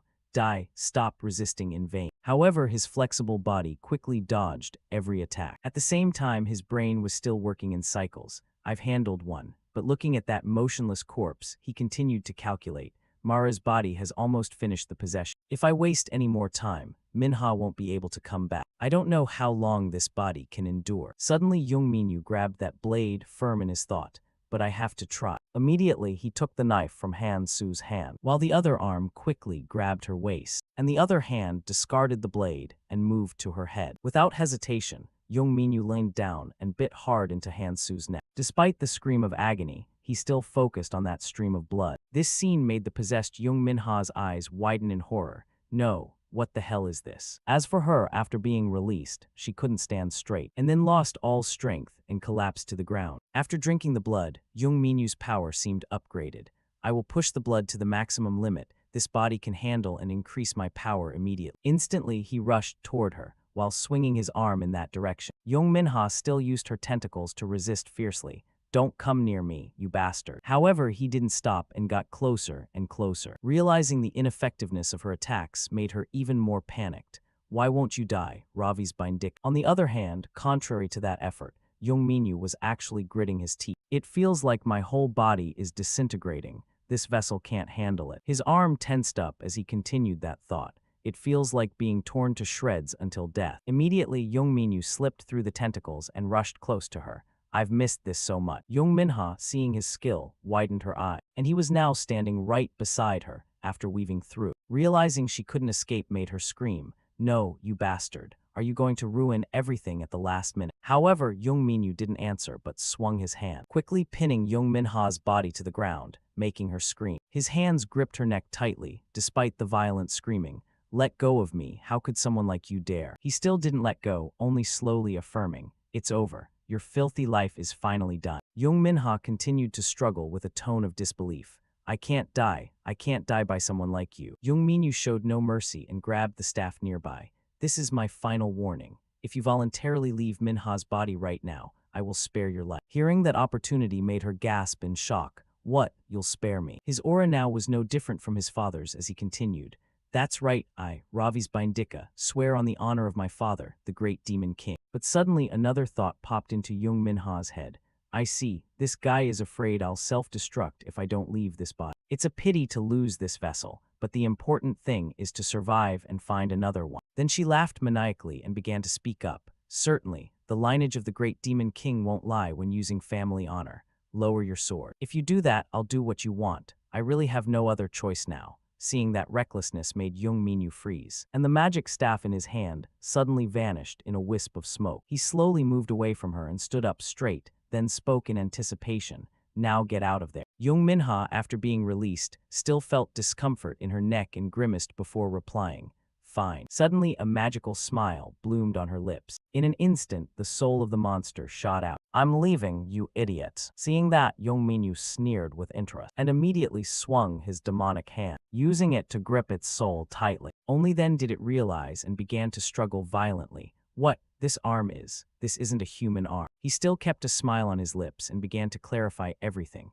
As one of the 12 black seats, you really believe others easily, don't you? To tell you the truth, I didn't even know how to pull you out of Minha's body. This caused it to widen its eyes in horror. What, you bastard? So it was all just a lie, even when you swore on your family honor and your father. Suddenly, Young Minyu held the monster high in his hand while revealing his cunning. You know, I only care about keeping my own honor. The purple-eyed, blue-skinned monster shrieked and struggled in agonizing rage. No, my body, that's my body. I don't want to leave. Let me go. Young Minyu curled his lip in utter contempt. What a pathetic sight. The monster was cast out of her body, and the moment it emerged, he snatched it up. It wailed at the top of its lungs. Wait, hold on, please save me. I'll do anything you command. The monster writhed, screaming, please. But then, from behind, Hansu stumbled to her feet, clutching a sword. That's right, well done. Yang, hurry up and kill this bastard. Before she could launch her attack, Han Young drove a blade straight through her. He said coldly, how sly, trying to hog all the credit for yourself again. In a bloody scene like this, I won't let that happen. Then both of them collapsed onto the cold floor. Seeing this, he flew into a rage. You bastard, is this how you throw away my final chance? Young Minyu looked at him icily and countered. They called you mother with all that desperation, only to die in such a ridiculous way. He seemed even more oblivious, uttering shameless words. Please, I beg you, I won't touch this girl and I'll move to another body, okay? Your mother and I used to be as close as sisters. His face remained stoic, looking at him with a motionless eye. He hurriedly explained, you don't believe me. It's the truth. Ask Inya's. She called me big sister and always treated me well. Hearing this, Street couldn't take it anymore and spoke up. Your children just died, yet in the end, you only think of yourself. Are you even a mother? He screamed and pleaded frantically. I can give birth to things like that all over again. Ravi's listened to me. Unable to listen further, Young Minyu sliced his head clean off. Your reputation as a former member of the 12 black seats isn't worth a damn thing, is it? He groaned in pain. Ravi's Bindika. Who would have thought you would humiliate me like this? From Vin, he was now consumed by absolute fury and hatred. To think I'd die at the hands of Inya's son. As expected of Inya's, wailing bitterly, I won't accept this, I'll kill you. He delivered the finishing blow with a stomp, and he slowly began to fade away. Blood magic surged back into his eyes. It was over, the battle had ended. Street approached him and said, I knew it, you did it, Master Ravi's. He looked at his hand overtaken by blood magic and thought, she was a former member of the 12 black seats after all. Her power is truly overflowing. He paused but pulled a handkerchief from his coat, covering his nose against a mediocre and filthy stench. What a pointless waste of time. Street inquired about the two who had died, Master Ravi's, those twins, if Mara hadn't invaded the human world. She continued in a tone of mourning for their fate. I wonder if they could have lived happily with their real mother. Young Minyu thought for a moment and said, we'll never know. Looking at Young Minha, his younger sister lying unconscious before him, he continued, even when parents aren't demons. Then thinking of Young Tisik, the man unfit to be a father, he added, children can still die because of their parents' greed. From behind the door, a figure with a face identical to Jin Yihee's watched him with eyes full of admiration. It's done, now I must leave this place. But having been spotted, he called out to her, over there. She startled, seeing her flustered and trying to run away. He said, I've already seen you, so you can come out now. She felt incredibly embarrassed. No, Please just pretend you didn't see me." He then ignored her, lazily saying, "Velsha." At the mention of that name, Street jumped. Velsha, famed as a master weaponsmith, hailing from a traditional family of the demon realm. In shock, she continued, "The youngest of the Murtano family, the one who received all the love and spoiling. That Velsha, the genius smith said to appear only once every 3,000 years." With a pensive gaze, he asked directly, "So, why did you follow me all the way here?" She jumped and stammered her explanation. "Follow you, Bam said so. He said I'm a gift for you, big brother. The surprise was over, so I'm leaving now." After saying that, she tucked tail and ran. Street stared blankly at her, confused. Of all the noble ladies, she is the most reckless and arrogant, and is known for constantly clinging to Master Ravi's. But I'm certain that was Jin Yihee's face, wasn't it? Yong Minyu gritted his teeth in anger. Why did he do this? Bam must have placed Velsha's soul into Jin Yihee's body. With a sharp gaze, he felt bitter and annoyed. This just made everything more complicated. Yong Minyu crossed his arms in irritation, blaming him. "Bam, you bastard. If I return to hell, Bam will be your subordinate. You can do whatever you want with." Street seemed very intrigued. "Really? For how long?" he grumpily declared, indefinitely. In the kingdom, where Bam sat enjoying afternoon tea, across from him, Ineas and Barca were chatting animatedly. Barca said, "Are you surprised? Thinking of that bloodsucking, he truly is my nephew." Ineas replied sorrowfully, "How cruel." She continued to ask, "So what did Lavis do after that?" He said with an admiring look, "Rumor has it that with that blood-sucking power, he severed her tentacles and crushed her head." Barca chattered away with a playful tone. "Oh my, I'm so soft-hearted I don't dare tell more. My poor sister." "Serious now," he said to Ineas. "If you're going to like something, like it properly. Don't just mince your words." She agreed, right, I do like it. Regardless, don't use Lavis anymore." Her sharp eyes glanced sideways at Barca, her voice slightly irritated. "Did you handle it skillfully? That's enough for me. I haven't had a single day's peace knowing my son is in the human realm." Barca dodged the subject, pointing to the tea in her hand. "The tea you're drinking is a precious specialty from the George family, isn't it? You've been drinking it all this time." Knowing he was intentionally changing the subject, she snapped back, "That has nothing to do with this." Realizing he couldn't escape, he spoke casually to comfort her. "Just joking. Now Lavis can use his true power. You don't need to worry anymore, just relax and enjoy your tea." But she had known everything for a long time. "Are you all conspiring together?" She turned her eyes to him and asked, "What are you all planning?" Hearing this, his expression turned to one of surprise. "Even the great Demon King doesn't know." She replied, "Could it be that Gamute doesn't know Bam placed the bloodstone inside Lavis's body?" She paused in horror as if she had just discovered something terrible. "Don't tell me." She stood up aggressively. "Are you planning to use Lavis to capture Morgas?" He raised both hands with a delighted voice. "Exact." Ineas truly exploded upon hearing the news about her son, angrily grabbing Barca's neck and screaming, "I'll kill you right now." Terrified, he urgently explained, "No, Lavis wants to catch him too. How could I let my nephew's wish go to waste?" The two bickered back and forth. She bit his head. "You idiot, you should have died 1,000 years ago."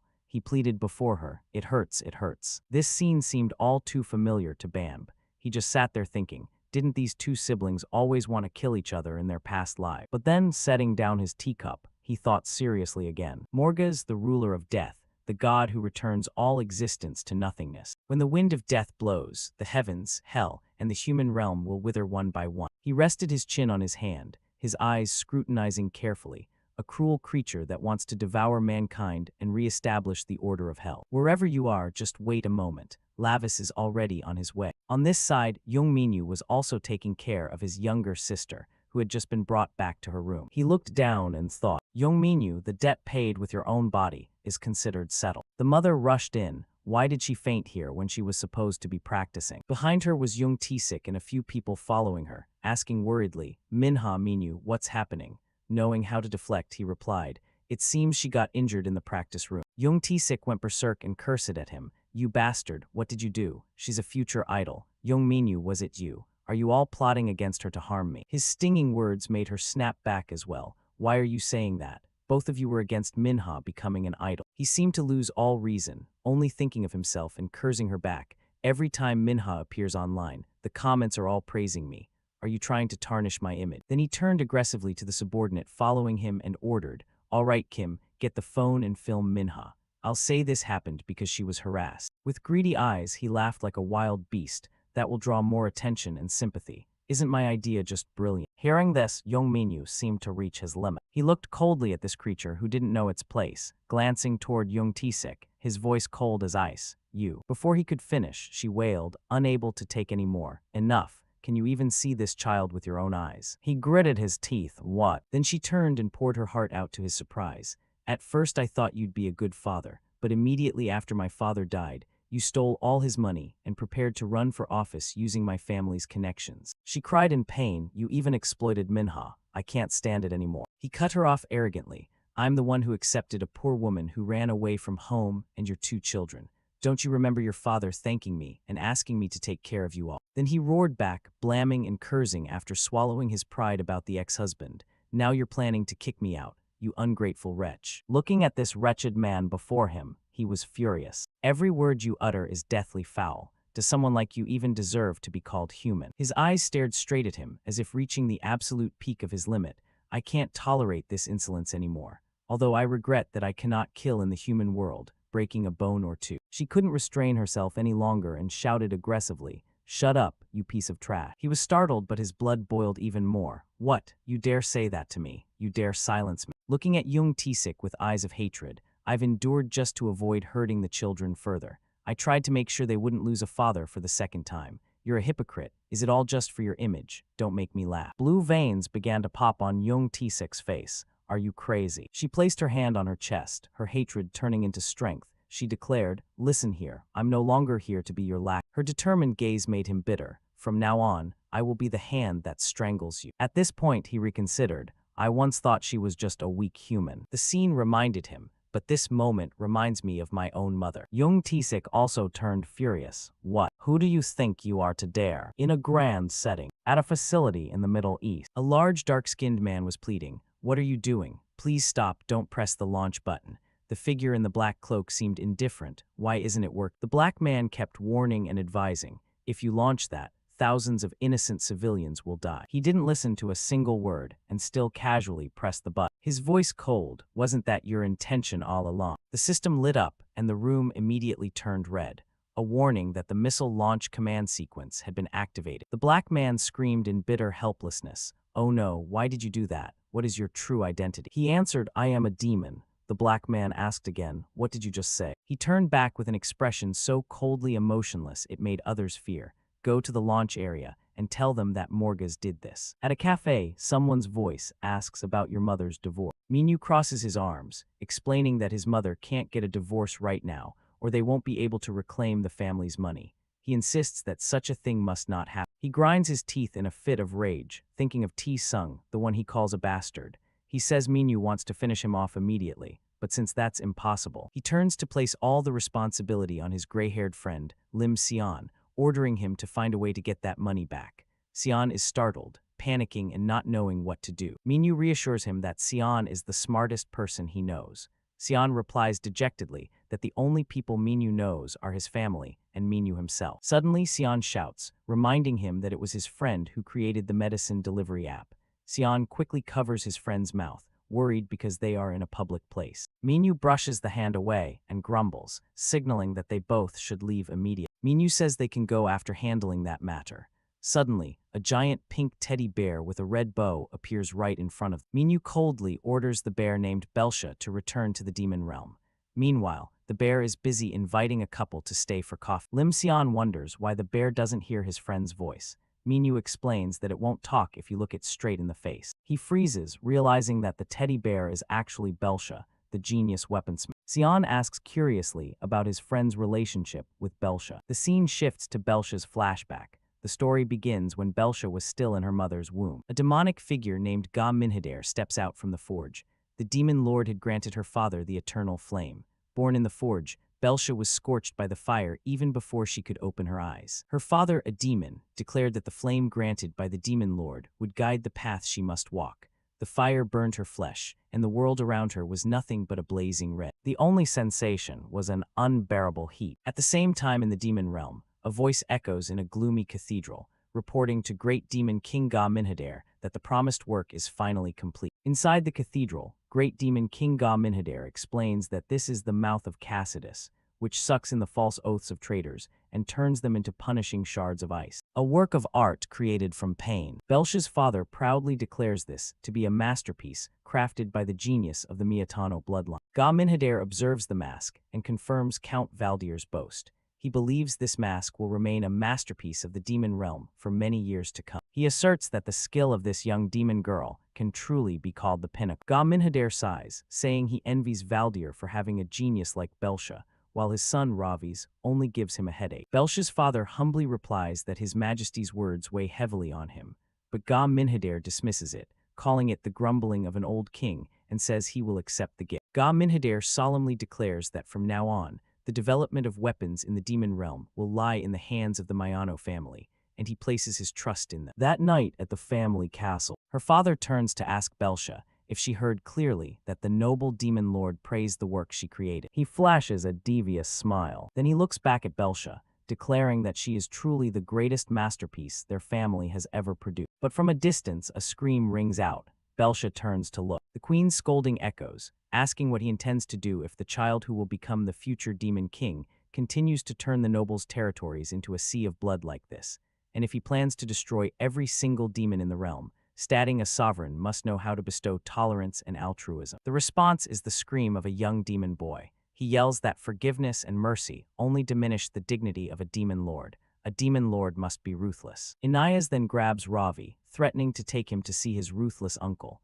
The boy screams in terror, begging her not to do it. It was at that moment Belsha recalled that it was the first time she met Ravi's. His wild face created a stark contrast with her innocent curiosity. Time passes at the Demon Realm Castle. Belsha's flashback continues. Her father called her a work of art, and the flame guided her to become an alchemist. For 300 years, she worked with fire in the forge, crafting weapons through books and the study of alchemy. One day in the forge, a voice rings out, complaining to Belsha that this is unfair. An orange-haired girl angrily tattles that Kasri ate 3 of the hall fruits provided by the count herself, then used the excuse of cleaning the stables to send her away. From a distance, Kasri screams an explanation that she didn't mean to. She truly thought the stables needed cleaning, otherwise Lord Teton would hang her from the ceiling. The orange-haired girl is still resentful, insisting that Kasri should at least have had a conscience and only eaten 2 out of the 4. Belsha offers a solution for both, saying then Juan can take that portion of mine over there, so it's fair now. But the short-haired girl objects, saying she didn't get to eat yesterday, so today she must have 1 fruit, while Juan should have 2. Belsha indifferently flips a page of her book, muttering, "Fine, just eat."